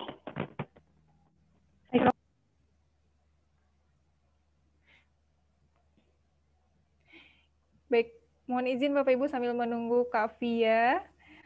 Mohon izin untuk Bapak Ibu yang mungkin baru bergabung, mohon untuk mengisi link presensi yang telah disediakan di kolom chat Zoom. yang sudah disediakan oleh operator kami. Jika ada kendala dalam mengisinya, boleh tanyakan Bapak Ibu agar saya bisa bantu kendala dari Bapak Ibu. Terima kasih.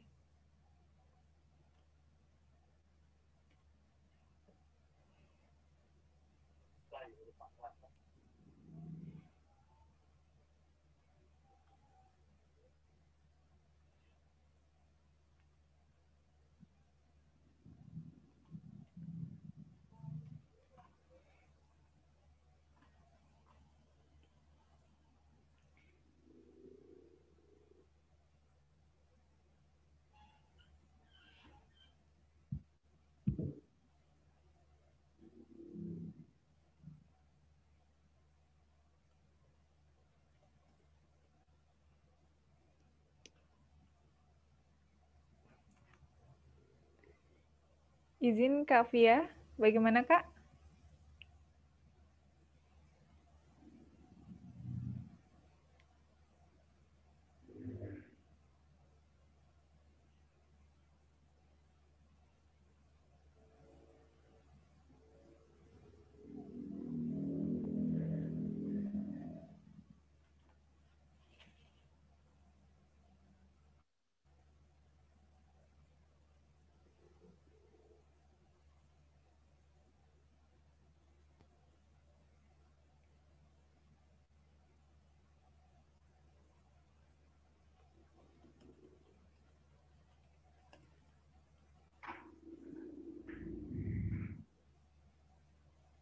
Halo Kak Pia, apakah sudah bisa terhubung kembali Kak?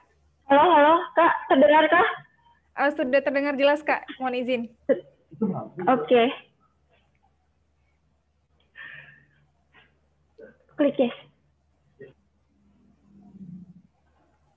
Halo? Iya Kak. Nggak ada suara lagi. Oh iya, ini udah terdengar. Iya, mohon maaf Bapak Ibu atas kendala teknisnya. Sebelumnya, izin perkenalkan diri nih, saya Via dari Generasi Cerdas Indonesia. Hari ini Via mau sharing pengalaman Via transaksi menggunakan Siplah Bapak Ibu. Jadi kalau misalnya ada kurang lebih pengalaman yang sama yang pernah dialami Bapak Ibu atau belum, itu kita bisa diskusikan bareng ya Bapak Ibu ya. Baik, Via izin share screen.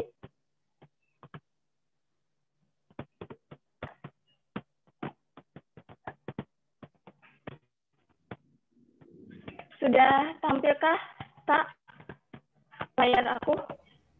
Izin Kak, masih loading Kak.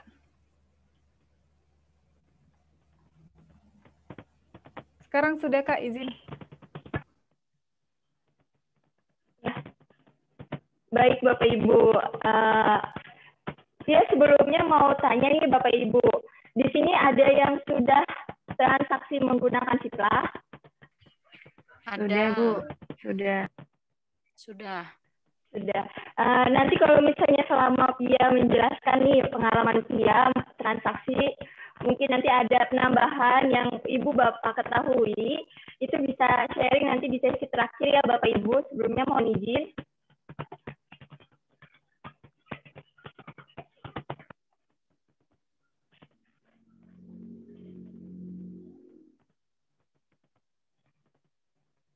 Ya. Sudah munculkah Kak layarnya? Izin sudah Kak. Baik Bapak Ibu. Jadi kalau misalnya dibilang Siplah ini sudah disosialisasikan dari tahun lalu sebenarnya Bapak Ibu, cuman memang baru beberapa sekolah yang berani melakukan transaksi menggunakan Siplah. Mungkin salah satunya apakah tokonya aman gitu ya, apakah nanti barang-barangnya terpercaya. Nah di sini nanti kita mau sharing juga mengenai sudut pandang dari sebagai penjual Bapak Ibu. Jadi awal mulanya sebagai penjual nih atau perusahaan kita itu mendaftar terlebih dahulu Bapak Ibu ke salah satu e-commerce-nya Siplah sendiri. Jadi ada beberapa e-commerce yang terdaftar dalam naungan Siplah. Nah salah satunya ini CFC Generasi Cerdas Indonesia dan PT Bagja Bahana Indonesia itu sudah terdaftar di siplahbelibeli.com Bapak Ibu. Jadi untuk sharing hari ini itu transaksinya menggunakan siplahbelibeli.com ya Bapak Ibu. Oke, nih sebelumnya tentu aja nih Bapak Ibu harus mempersiapkan dulu alat tempurnya sebelum melakukan transaksi ya Bapak Ibu. Yang pertama itu akun Dapodiknya. Nah, akun Dapodik yang bisa digunakan itu sekarang adalah akunnya kepala sekolah Bapak Ibu. Jadi kalau kemarin itu sempat nih Bapak Ibu pengalaman akun bendahara bisa. Terus setelah tahun 2021 itu pernah ada transaksi, nah nggak bisa lagi. Jadi dialihkan semuanya ke akun Dapodik kepala sekolah Bapak Ibu. Terus lalu ada data RK sesuai dengan sekolah masing-masing. Ini mungkin ada beberapa sekolah yang nggak fleksibel gitu. Udah diruntut nih datanya sesuai RK, tapi mau digunain untuk keperluan belanja di Sipla. Apakah bisa? Jawabannya bisa, Ibu. Jadi itu ada pengalihan dana nanti. Nah, terus NPWP penjual. Kenapa butuh NPWP penjual, Bapak Ibu? Mungkin di akun Siplah nanti, kalau misalnya dibuka di siplahbelibeli.com, itu NPWP penjual itu nggak muncul, gitu Bapak Ibu.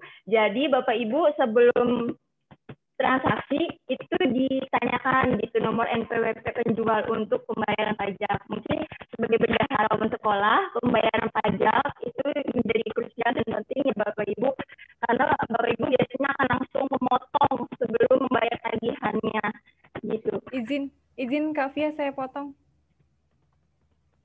Suaranya rada berdengung Kak, izin. Nih ada dari Ibu Diah.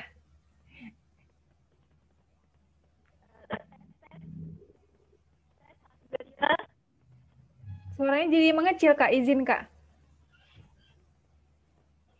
Enggak, aku langsung dari laptop Kak suaranya.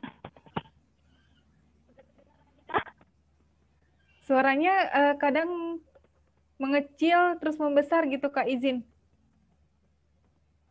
Tadi udah sempat bersih Kak, cuman ini timbul lagi noise-nya, izin Kak.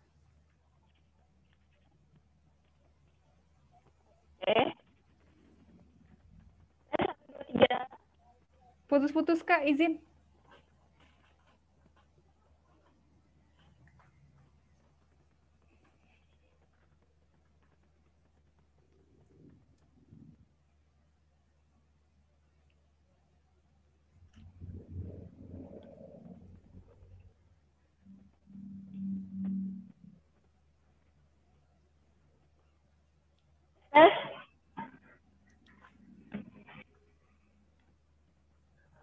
Yes. Terdengar jelas, Kak?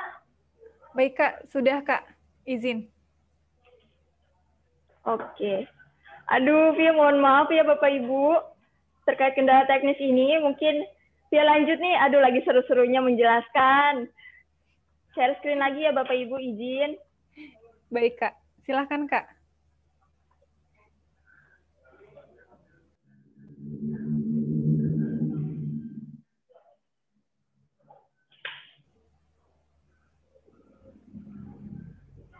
Loading. Izin, Kak. Iya, masih loading, Kak.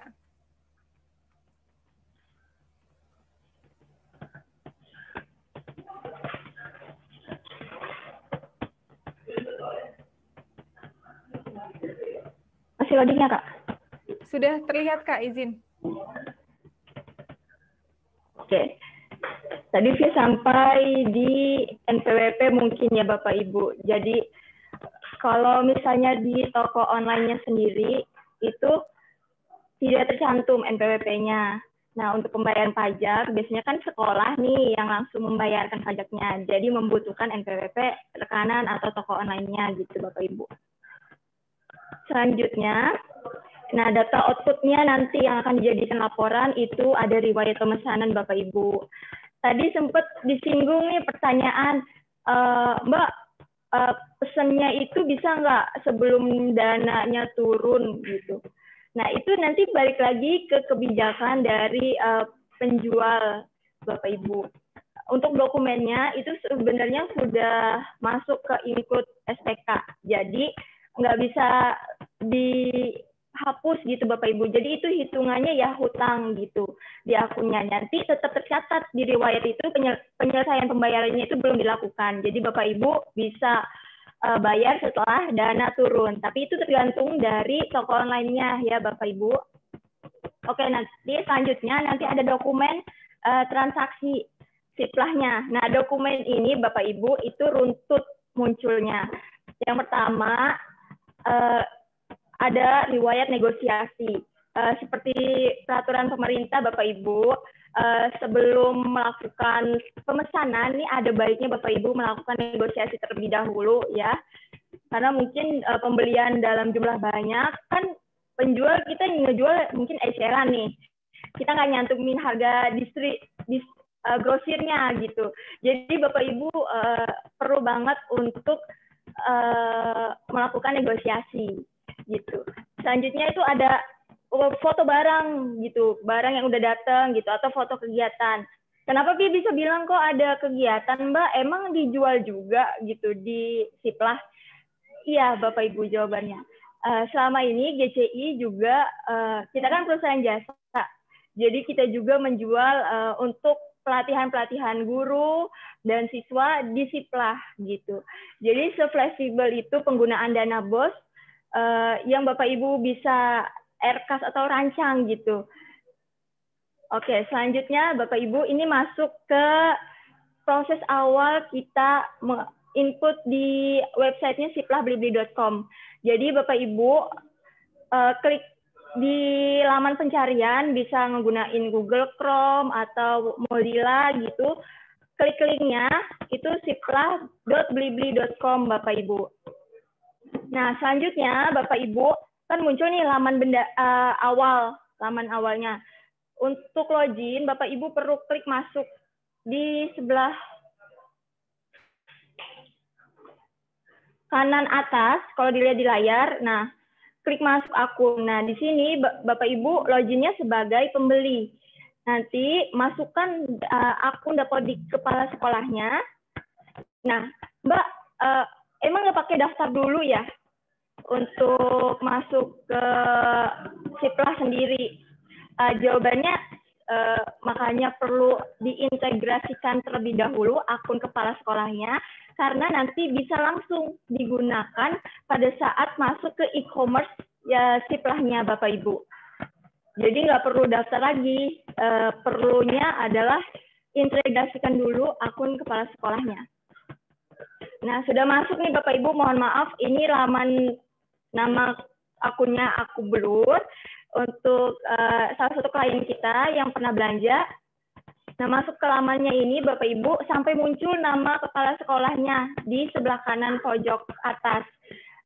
Kenapa sampai muncul? Karena kadang kan sistemnya itu nggak masuk gitu Bapak Ibu. Jadi kadang harus ngulang lagi gitu untuk masuk ke laman Siplah akun Bapak Ibu. Oke, selanjutnya nih, kalau misalnya udah berhasil masuk Bapak Ibu, itu bisa ke beranda. Nah, berandanya itu bisa cari nama toko atau nama barang, kayak gitu. Kalau misalnya Bapak Ibu udah tahu nih nama rekanan yang udah daftar di Siplah Blibli, tinggal Bapak Ibu search nama tokonya, nama perusahaannya, gitu. Nanti kalau udah muncul nih, contohnya ada PT Bagja Bahana Indonesia, Bapak Ibu, kalau bisa langsung dipraktekkan, bisa langsung dicari nama perusahaannya PT Bagja Bahana Indonesia, itu akan muncul produk-produk yang Bapak Ibu bisa pilih, bisa beli, seperti itu. Mungkin ada kekurangannya, kalau misalnya Bapak Ibu udah kenal rekanan, tapi produknya kan belum bisa ngelihat. Tenang aja Bapak Ibu, bisa dilihat semua, itu katalognya real time, biasanya di-upload oleh kami sebagai penjual. Jadi Bapak Ibu bisa pilih. Jadi kalau misalnya stok barangnya habis, ya di situ nggak muncul Bapak Ibu, gitu biasanya. Nah, selanjutnya nih salah satu contohnya itu ada pembelian paket kuota Bapak Ibu. Setelah masuk misalnya nih ya, udah masuk di PT Bagja Bahana Indonesia, Bapak Ibu pengen beli kuota nih untuk pembelajaran jarak jauh, pendukung siswa gitu ya. bisa masuk dan dipilih seperti biasa kayak belanja online. Klik dulu produknya, Bapak Ibu diklik, nanti akan muncul kayak jumlah barang yang mau dibelinya berapa gitu, terus harganya nanti akan muncul langsung dikalkulasi gitu. Ini contohnya ada pembelian 159 paket kuota gitu untuk pembelajaran jarak jauh.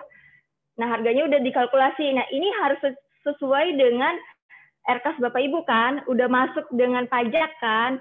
Nah, cara melihat ini masuk sudah termasuk belum sama pajak, biasanya penjual di deskripsi produknya itu dia ngasih tahu kalau misalnya produk ini udah termasuk pajak atau belum. Kenapa kayak gitu? Karena nanti setelah pemesanan Bapak Ibu itu ada laman invoice yang bisa diisi manual harga pajaknya kayak gitu.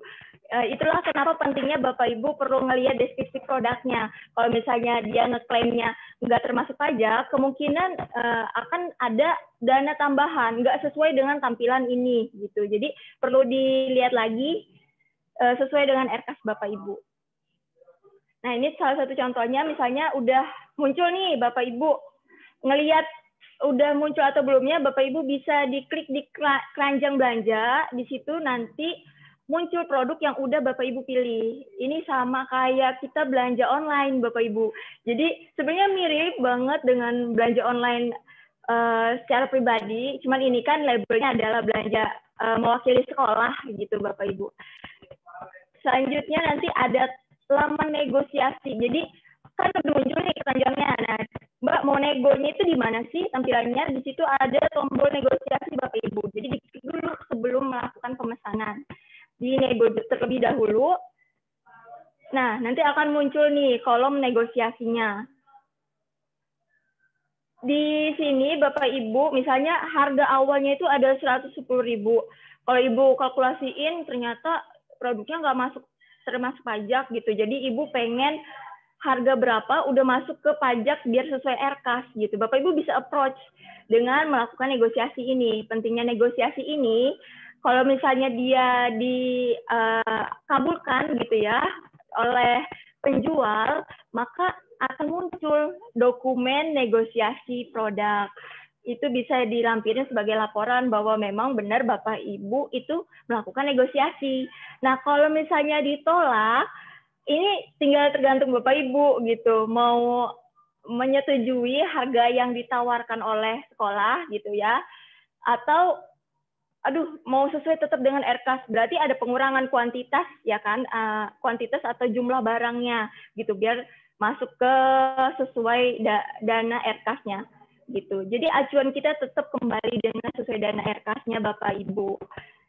Selanjutnya nih ada sudah harga, terus ada catatannya. Nah, di catatan ini semaksimal mungkin Bapak Ibu bisa isi gitu kebutuhan Bapak Ibu gitu, biar penjual itu memahami kondisi yang sebenarnya terjadi. Jadi mungkin kalau terlalu singkat juga akan memakan waktu kan. Jadi kenapa proses transaksi supply ini kadang agak lama? Karena mungkin melalui proses deal-dealannya yang cukup memakan waktu gitu. Karena di awalnya nggak langsung disampaikan secara jelas gitu kebutuhan produknya Bapak Ibu gitu. Jadi untuk kan nggak langsung direspon nih, nggak langsung kayak Bapak Ibu udah mau buat pesanan, negosiasi udah muncul. Mungkin aja nih salah satu toko yang Bapak Ibu tuju untuk beli itu lagi ramai-ramainya gitu. Jadi nggak langsung direspon pada hari itu juga. Jadi kemungkinan bisa besoknya gitu baru direspon kan kemungkinan. Jadi itu untuk menghindari hal yang lama itu Bapak Ibu usahakan untuk lebih detail saat bernegosiasi gitu. Setelah itu kalau misalnya udah masuk kirim nego Bapak Ibu.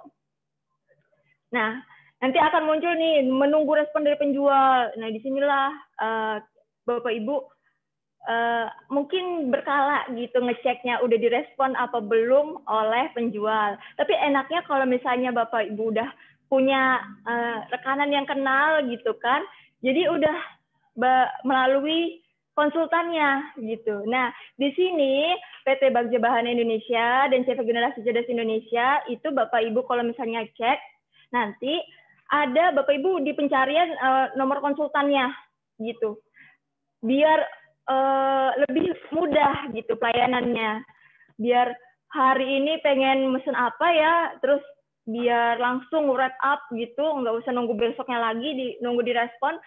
Bapak Ibu bisa cek tuh di perusahaan tersebut ada nomor konsultannya gitu, bisa dihubungi secara pribadi gitu tanpa melalui aplikasi. Salah satunya rekanan yang jelas itu begitu Bapak Ibu, enaknya mempunyai perusahaan yang jelas. Selanjutnya nih udah nunggu ternyata ditolak Bapak Ibu, ya inilah jadinya ngulang lagi gitu kan, dari awal udah lama negosiasinya, nunggunya, diresponnya juga ditolak pula kayak gitu kan. Itu salah satunya kenapa Bapak Ibu perlu untuk mengenal toko tempat Bapak Ibu nanti berbelanja. Oke, misalnya ditolak nih, ternyata ya udah Bapak Ibu buat ulang lagi yang spare tas, nanti misalnya udah masuk nih, Bapak Ibu bisa buat udah deal dengan harga yang ditawarkan ternyata. Nah, buat pesanan Bapak Ibu. Selanjutnya Bapak Ibu balik lagi nih, udah direspon, rajin-rajinlah ngecek di keranjang belanja gitu, di notifikasi. Jadi kalau misalnya diklik, nanti muncul produk yang Bapak Ibu lagi mau beli. Di situ nanti Bapak Ibu tinggal buat pesanan gitu. Nah, buat pesanan ini Bapak Ibu harus memilih terlebih dahulu sumber pendanaannya gitu. Jadi sumber pendanaannya itu nanti ada di sebelah kiri atas. Aku nggak tahu kenapa ini nggak muncul. Ada perubahan di slide presentasi aku kayaknya Bapak Ibu. Tapi dia di sebelah atas, pokoknya di sebelah atas dari logo perusahaan ini itu ada sumber pendanaan. Nah, Bapak Ibu pilih sumber pendanaan yang Bapak Ibu gunakan gitu, kayak misalnya BOS reguler. Lalu baru klik buat pesanan di sebelah kanan bawah. Nah, nanti muncul nih udah mau buat pesanan, terus estimasi pembayarannya. Mbak, kan bayarnya nunggu bos turun gitu. Kita nggak tahu misalnya ya pas melakukan pemesanan ini, nggak tahu kepastiannya, tapi saya butuh barangnya sekarang kayak gitu. Nah, di estimasi ini nggak berpengaruh sebenarnya Bapak Ibu. Misalnya mau 3 hari, mau 7 hari, selama pengalaman via ini dia nggak kena banned, nggak bermasalah gitu, tetap dia muncul gitu, tetap bisa dibayarkan walaupun sudah melebihi tempo dari yang Bapak Ibu isikan ini estimasinya kayak gitu. Nah, udah bisanya di klik 3 hari setelah pembayarannya setelah diterima pesan sekarang. Nah, pesanan telah dibuat nih, udah masuk nih pesanannya ke pembeli. Nanti pembeli akan konfirmasi gitu, melihat data dari produk yang Bapak Ibu udah pesan. Nanti akan dikonfirmasi pesanannya oleh penjual Bapak Ibu. Nah, setelah dikonfirmasi oleh penjual, Bapak Ibu kembali lagi nih untuk ngecek daftar pesanan Bapak Ibu. Nih statusnya, misalnya masih menunggu konfirmasi. Kalau menunggu konfirmasi pembeli berarti Bapak Ibu udah mengkonfirmasi ya, udah mengiyakan bahwa beneran mau memesan. Oh iya, di sini krusial juga nih Bapak Ibu. Jadi dia ada 2 step konfirmasi yang kalau udah dilewatin oleh Bapak Ibu dan penjual, itu pesanannya nggak bisa dengan mudah dibatalkan kalau Bapak Ibu mau membatalkan atau nggak jadi tiba-tiba. Jadi Bapak Ibu mesti aware lagi, benar-benar meyakinkan akan memesan produk tersebut saat konfirmasi pemesanan Bapak Ibu. Dia sampai 2 kali dari protokolernya itu karena setelah udah benar-benar deal untuk pesanannya dibuat atau dikirim oleh pembeli, itu nggak mudah untuk dibatalkan. Kalau misalnya udah terlanjur Mbak, udah terlanjur dan saya mau membatalkan, tapi saya nggak bisa nih ngapus orderan saya yang lampau, itu prosesnya ada lagi Bapak Ibu. Jadi Bapak Ibu perlu untuk menghubungi pihak beli-belinya, konfirmasi bahwa nomor orderan berapa itu pengen dibatalkan. Nah, nanti beli-beli itu akan baru muncul ngirim melalui email yang kepala sekolah yang terintegrasi tersebut, surat pembatalan, dan itu perlu ditandatangani oleh kedua belah pihak, penjual dan pembeli. Nah, ribet kan? Kudu ngirim-ngirim surat pembatalan tersebut, terus nanti prosesnya panjang lagi gitu Bapak Ibu untuk supaya jadi dibatalkan. Karena nggak mudah untuk dihapus setelah pembuatan pesanan Bapak Ibu. Gitu. Jadi perlu berhati-hatinya di situ. Nah, setelah itu nih udah konfirmasi pesanan, udah deal, udah yakin ya. Nanti ada 2 protokol tersebut, klik yakin, oke, pesanan udah masuk, udah dikonfirmasi. Nah, nanti statusnya itu dalam pengiriman. Jadi berarti barang yang udah Bapak Ibu pesan gitu, itu akan sesuai estimasi dari jarak Bapak Ibu. Jadi semakin jauh jarak perusahaan atau toko online-nya, itu makin lama gitu. Tapi tenang Bapak Ibu, PT Bagja Bahan Indonesia dan CV Generasi 11 Indonesia itu udah buka cabang di Kota Bandar Lampung gitu. Jadi Bapak Ibu bisa tetap memakai gitu perusahaan kami untuk pembelian melalui Siplah. Oke, selanjutnya Bapak Ibu, setelah yakin ya konfirmasi, oh ya, nih udah dalam proses pengiriman, terus baru datang gitu. Pas datang Bapak Ibu pastikan misalnya kurirnya dari perusahaan itu membawa BAST yang udah ditandatangani oleh direktur dari perusahaan tersebut, gitu. Biar nggak bolak-balik gitu. Jadi surat BAST itu siapa sih Mbak sebenarnya yang ngasih gitu? Untuk kemudahan itu biasanya penjual Bapak Ibu yang ngasih surat BAST karena udah ditandatangani oleh direktur atau pemimpin dari perusahaan tersebut gitu. Jadi nanti Bapak Ibu tinggal terima BAST-nya, Bapak Ibu cek udah ditandatanganin atau belum, terus Bapak Ibu cek lagi barangnya gitu udah sesuai dengan orderan. Nah, kalau misalnya udah terlewat, Bapak Ibu ingat dipoto barangnya gitu. Kalau misalnya kan ada misalnya produk elektronik tuh ada garansi kan dari perusahaannya. Nah, Bapak Ibu foto dulu nih kondisinya emang baik, dicek gitu kan. Nah, setelah itu nih udah selesai semua proses tersebut, Bapak Ibu klik baru terima pesanan. Biar aman dari sisi Bapak Ibu gitu sebagai pembeli.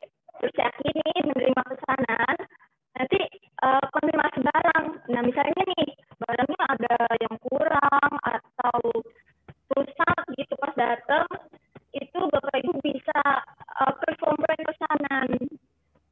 Nah, misalnya ada yang rusak atau apa gitu, ternyata kurirnya JNE gitu, dia yang kurang nggak bertanggung jawab langsung. Nah, itu Bapak Ibu bisa klik komplain pesanan. Tapi misalnya izin Kak Via, suaranya berdengung kembali Kak. Izin.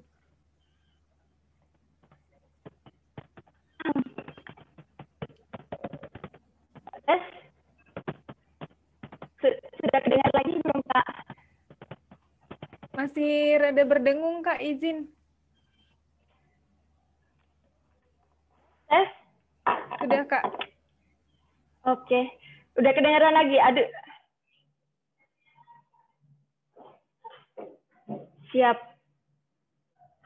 Oke, aduh. Selanjutnya nih, misalnya tadi yang datang kurirnya bukan dari perwakilan perusahaan. Nah, Bapak Ibu bisa ngeklik komplain pesanan. Tapi kalau misalnya yang datang ada perwakilan dari perusahaan, nah Bapak Ibu mungkin agak ribet tuh ya proses komplain itu. Jadi Bapak Ibu bisa, Mas benerin dulu aja, nanti baru saya klik konfirmasi barangnya gitu. Jadi kalau melalui komplain kan ada agak panjang lagi, perlu waktu lagi gitu. Bapak Ibu bisa langsung komunikasikan. Saya belum mau klik konfirmasi barang sebelum barang ini diganti direktur langsung gitu. Jadi ada dealannya gitu dengan salah satu perwakilan dari perusahaan yang mengantar barang kayak gitu Bapak Ibu.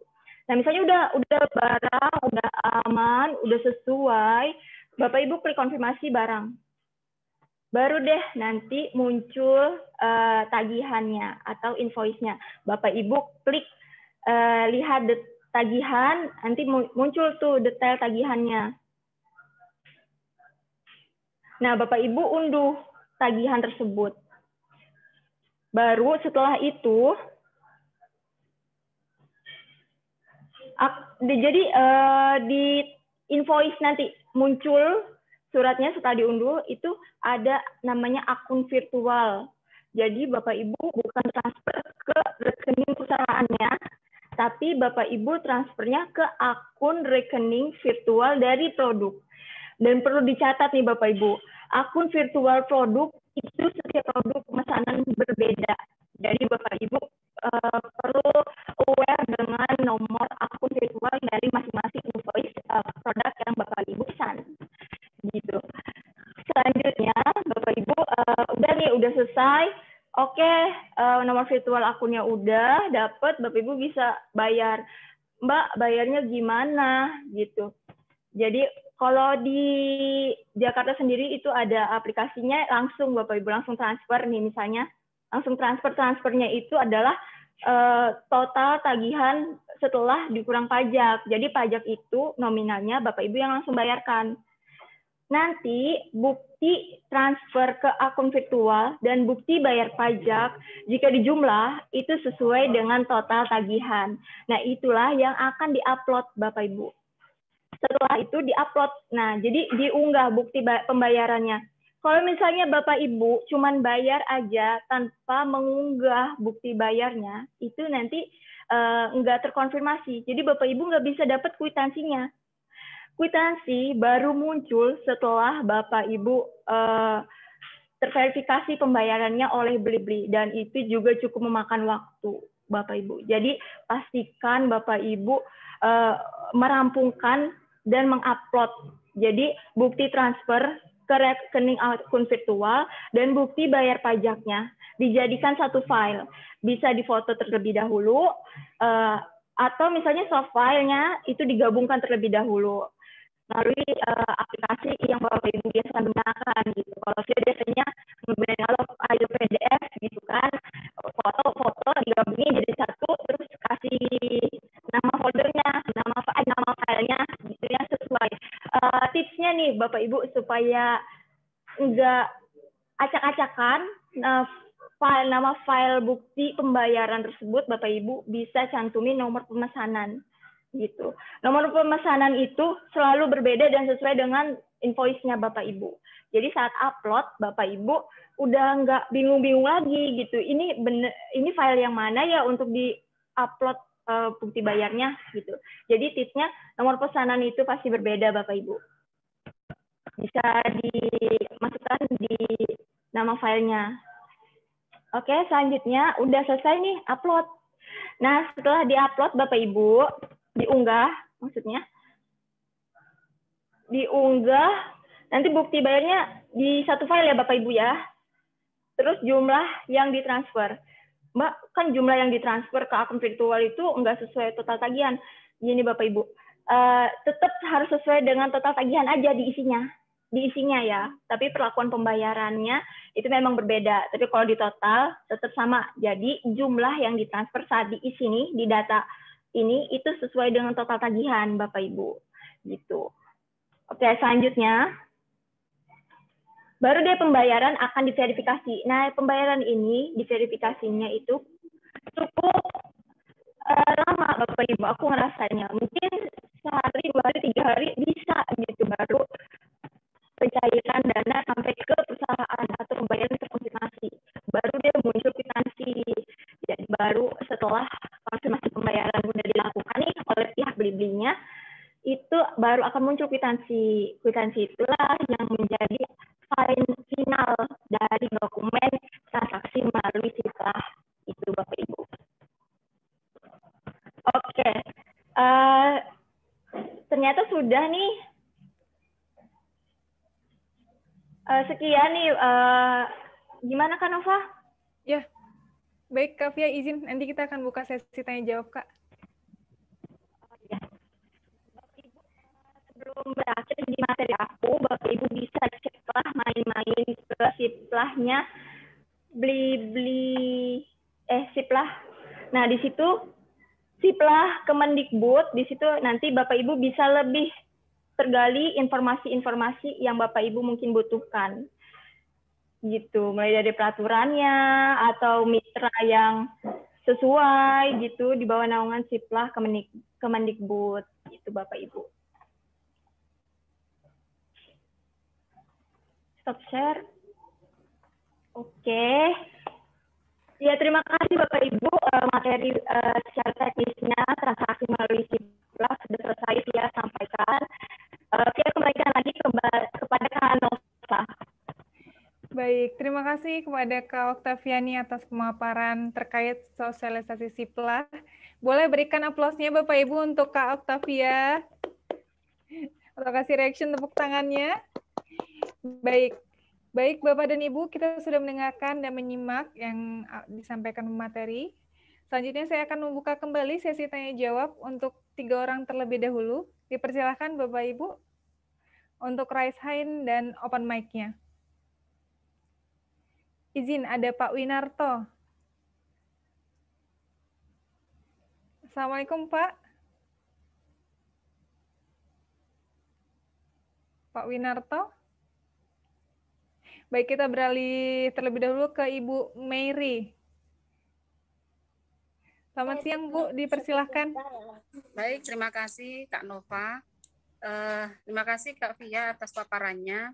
Memang tahun yang lalu saya sudah mencoba belanja menggunakan Siplah.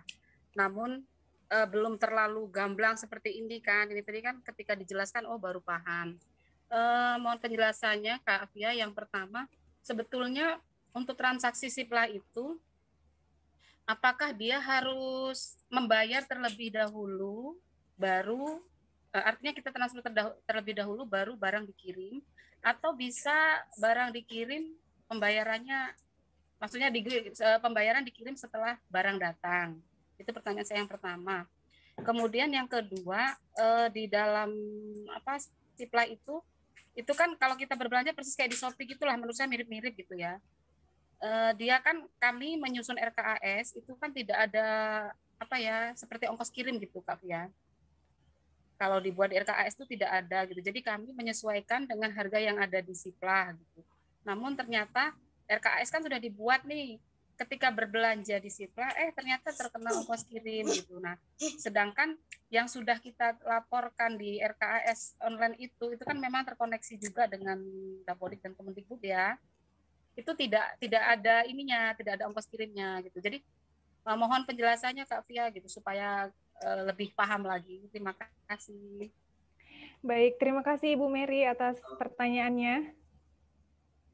Izin Kak Via, boleh langsung dijawab Kak pertanyaan dari Ibu Mary? Silakan Kak. Yang pertama mengenai harus membayar terlebih dahulu kah baru barang dikirim, atau boleh barangnya sudah nyampe kita baru yang bayar, Kak? Itu pertanyaan pertama, Pak. Izin. Iya, terima kasih Ibu Mary. Untuk kita tekanan juga sebenarnya udah paham melalui pembayaran yang per termin gitu. Tapi sekolah butuhnya sekarang dan sudah diwajibkan melalui Siplah gitu.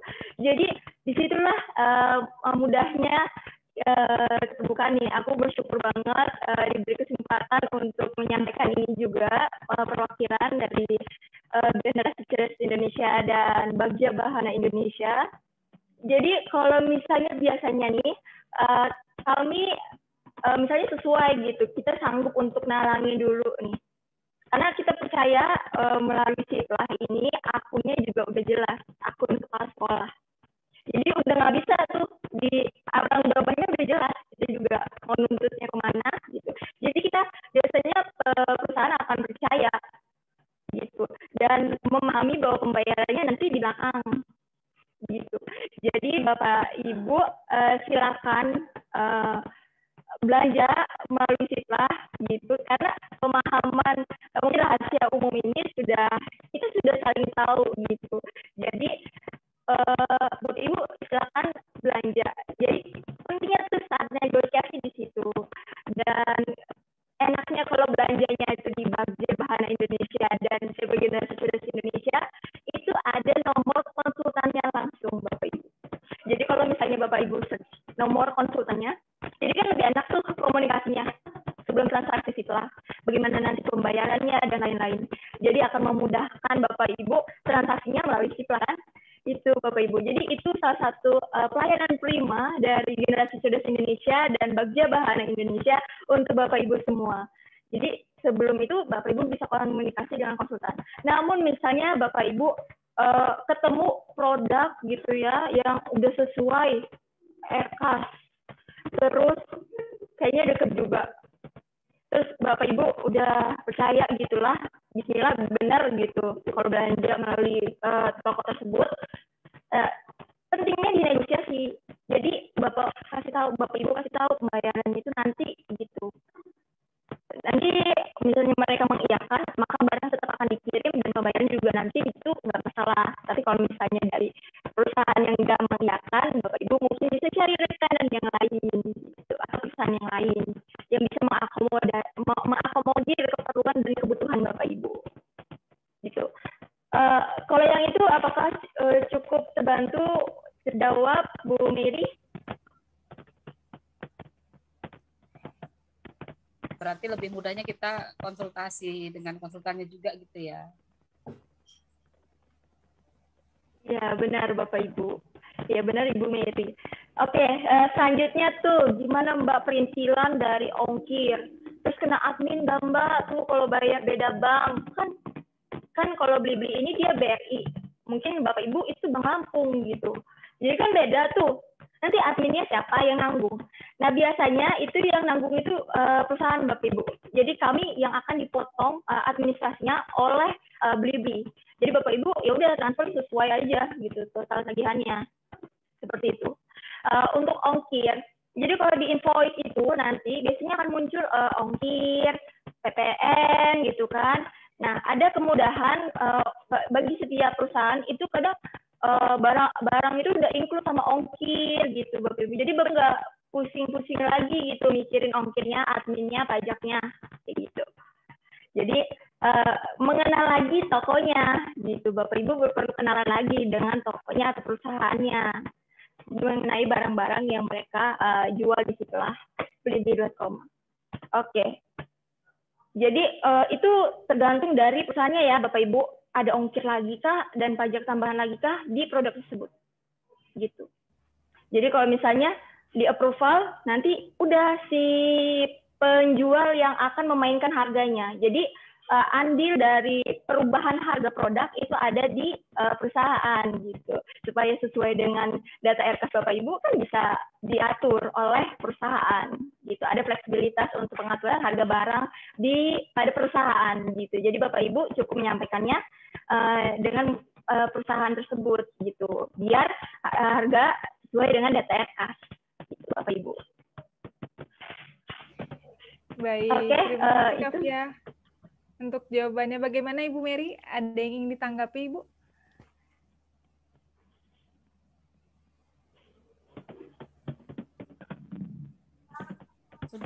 Sudah cukup Julan, terima kasih Kak Fia. Baik, terima kasih Ibu Mary. Baik, izin selanjutnya Bapak Ibu dipersilahkan yang ingin mengajukan pertanyaan kepada narasumber kita pada siang hari ini.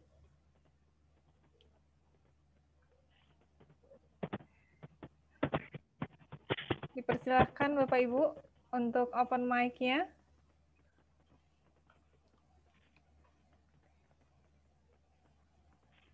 Pak Riza, izin, ada yang ingin ditanyakan, Pak?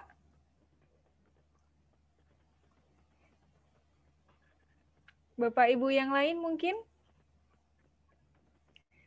Wah, sepertinya cukup jelas nih apa yang disampaikan oleh Kak Fia tadi nih. Cukup detail ya Bapak Ibu. Alhamdulillah. Baik. Bagaimana Bapak Ibu sebelum saya menutup sesi tanya jawab ini? Apakah masih ada yang ingin ditanyakan?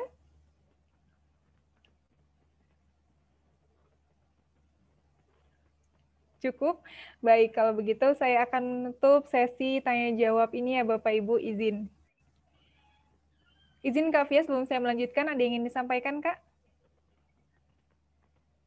Ya, terima kasih Bapak Ibu sudah hadir di webinar pada siang hari ini.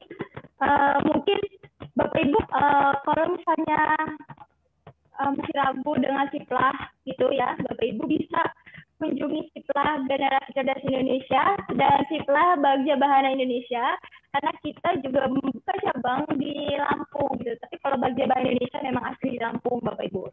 Jadi pengalaman dari perusahaan ini sudah kurang lebih hampir 5 tahunan itu dalam bidang pendidikan, Bapak Ibu. Jadi Bapak Ibu jangan ragu-ragu gitu untuk approach ke kami, dan juga Bapak Ibu bisa kunjungi YouTube Generasi Cerdas Indonesia kalau misalnya perlu mengulas lagi nanti mengenai Siplah gitu. Tapi enaknya Bapak Ibu bisa komunikasi dengan konsultannya langsung gitu, Bapak Ibu.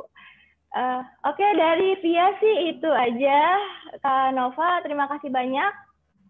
Baik, Kak. Via mohon maaf untuk kendala teknis di awal-awal gitu ya, Bapak Ibu. Assalamualaikum warahmatullahi wabarakatuh. Selamat siang. Waalaikumsalam warahmatullahi wabarakatuh. Baik. Saya ucapkan terima kasih kepada narasumber hari ini, Kak Via, yang sudah menyampaikan materinya. Mudah-mudahan apa yang disampaikan bisa bermanfaat dan dapat diaplikasikan oleh Bapak Ibu yang mengikuti kegiatan pada siang hari ini. Dan saya ucapkan terima kasih juga kepada Bapak Ibu yang sudah meluangkan waktunya mengikuti webinar hari ini bersama PT Bagja Bahana Indonesia. Boleh tepuk tangannya Bapak Ibu untuk kita semua atau kasih reaction tepuk tangannya. Baik, Baik Bapak Ibu, mohon izin kita akan lanjutkan ke sesi foto bersama Bapak Ibu. Mohon izin untuk Bapak Ibu yang masih menonaktifkan kameranya atau videonya, boleh untuk dinyalakan sebentar Bapak Ibu untuk di sesi dokumentasi ini. Sesi dokumentasi akan dipandu oleh operator kami. Izin Kak Farhan. Silakan Kak. Baik Kak Nova. Baik, mohon izin Bapak Ibu semua. Saya akan memandu pada sesi dokumentasi pada sore hari ini. Baik, mohon ditahan senyumnya. Baik, 1, 2, 3. Oke, sekali lagi senyumnya ditahan. 1, 2, 3. Oke, terima kasih. Saya kembalikan lagi ke Kak Nova. Baik, terima kasih Kak Farhan untuk bantuannya. Baik Bapak Ibu, kegiatan kita hari ini sudah selesai. Untuk Bapak Ibu yang Muslim, mari kita tutup kegiatan ini dengan membaca hamdalah. Dan untuk Bapak Ibu yang non-Muslim, silakan membaca doa dengan keyakinannya masing-masing. Alhamdulillahirabbil alamin. Baik Bapak Ibu, berakhir sudah pertemuan kita hari ini. Sampai bertemu lagi di lain kesempatan Bapak Ibu. Terima kasih sekali lagi saya ucapkan sudah meluangkan waktunya untuk mengikuti webinar pada hari ini. Tetap jaga kesehatan Bapak Ibu dan sukses selalu. Saya Nova selaku pemandu webinar pada hari ini. Mohon izin pamit undur diri.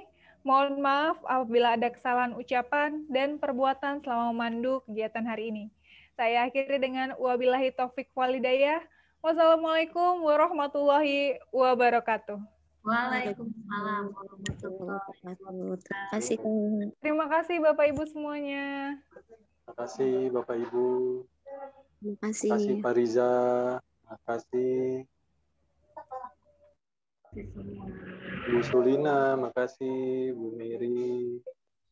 Bu Pak Winarto. Terima kasih banyak. Pak Joko Susilo. Terima kasih. Terima kasih Bu Rini. Terima kasih Bu Wartia. Terima kasih Bu Pujiati dari SDN 2 Margajaya. Terima kasih Pak Wuyut. Terima kasih Bu Juniati. Terima kasih Bu Rini dari SMPN 3 Tumi Jajar.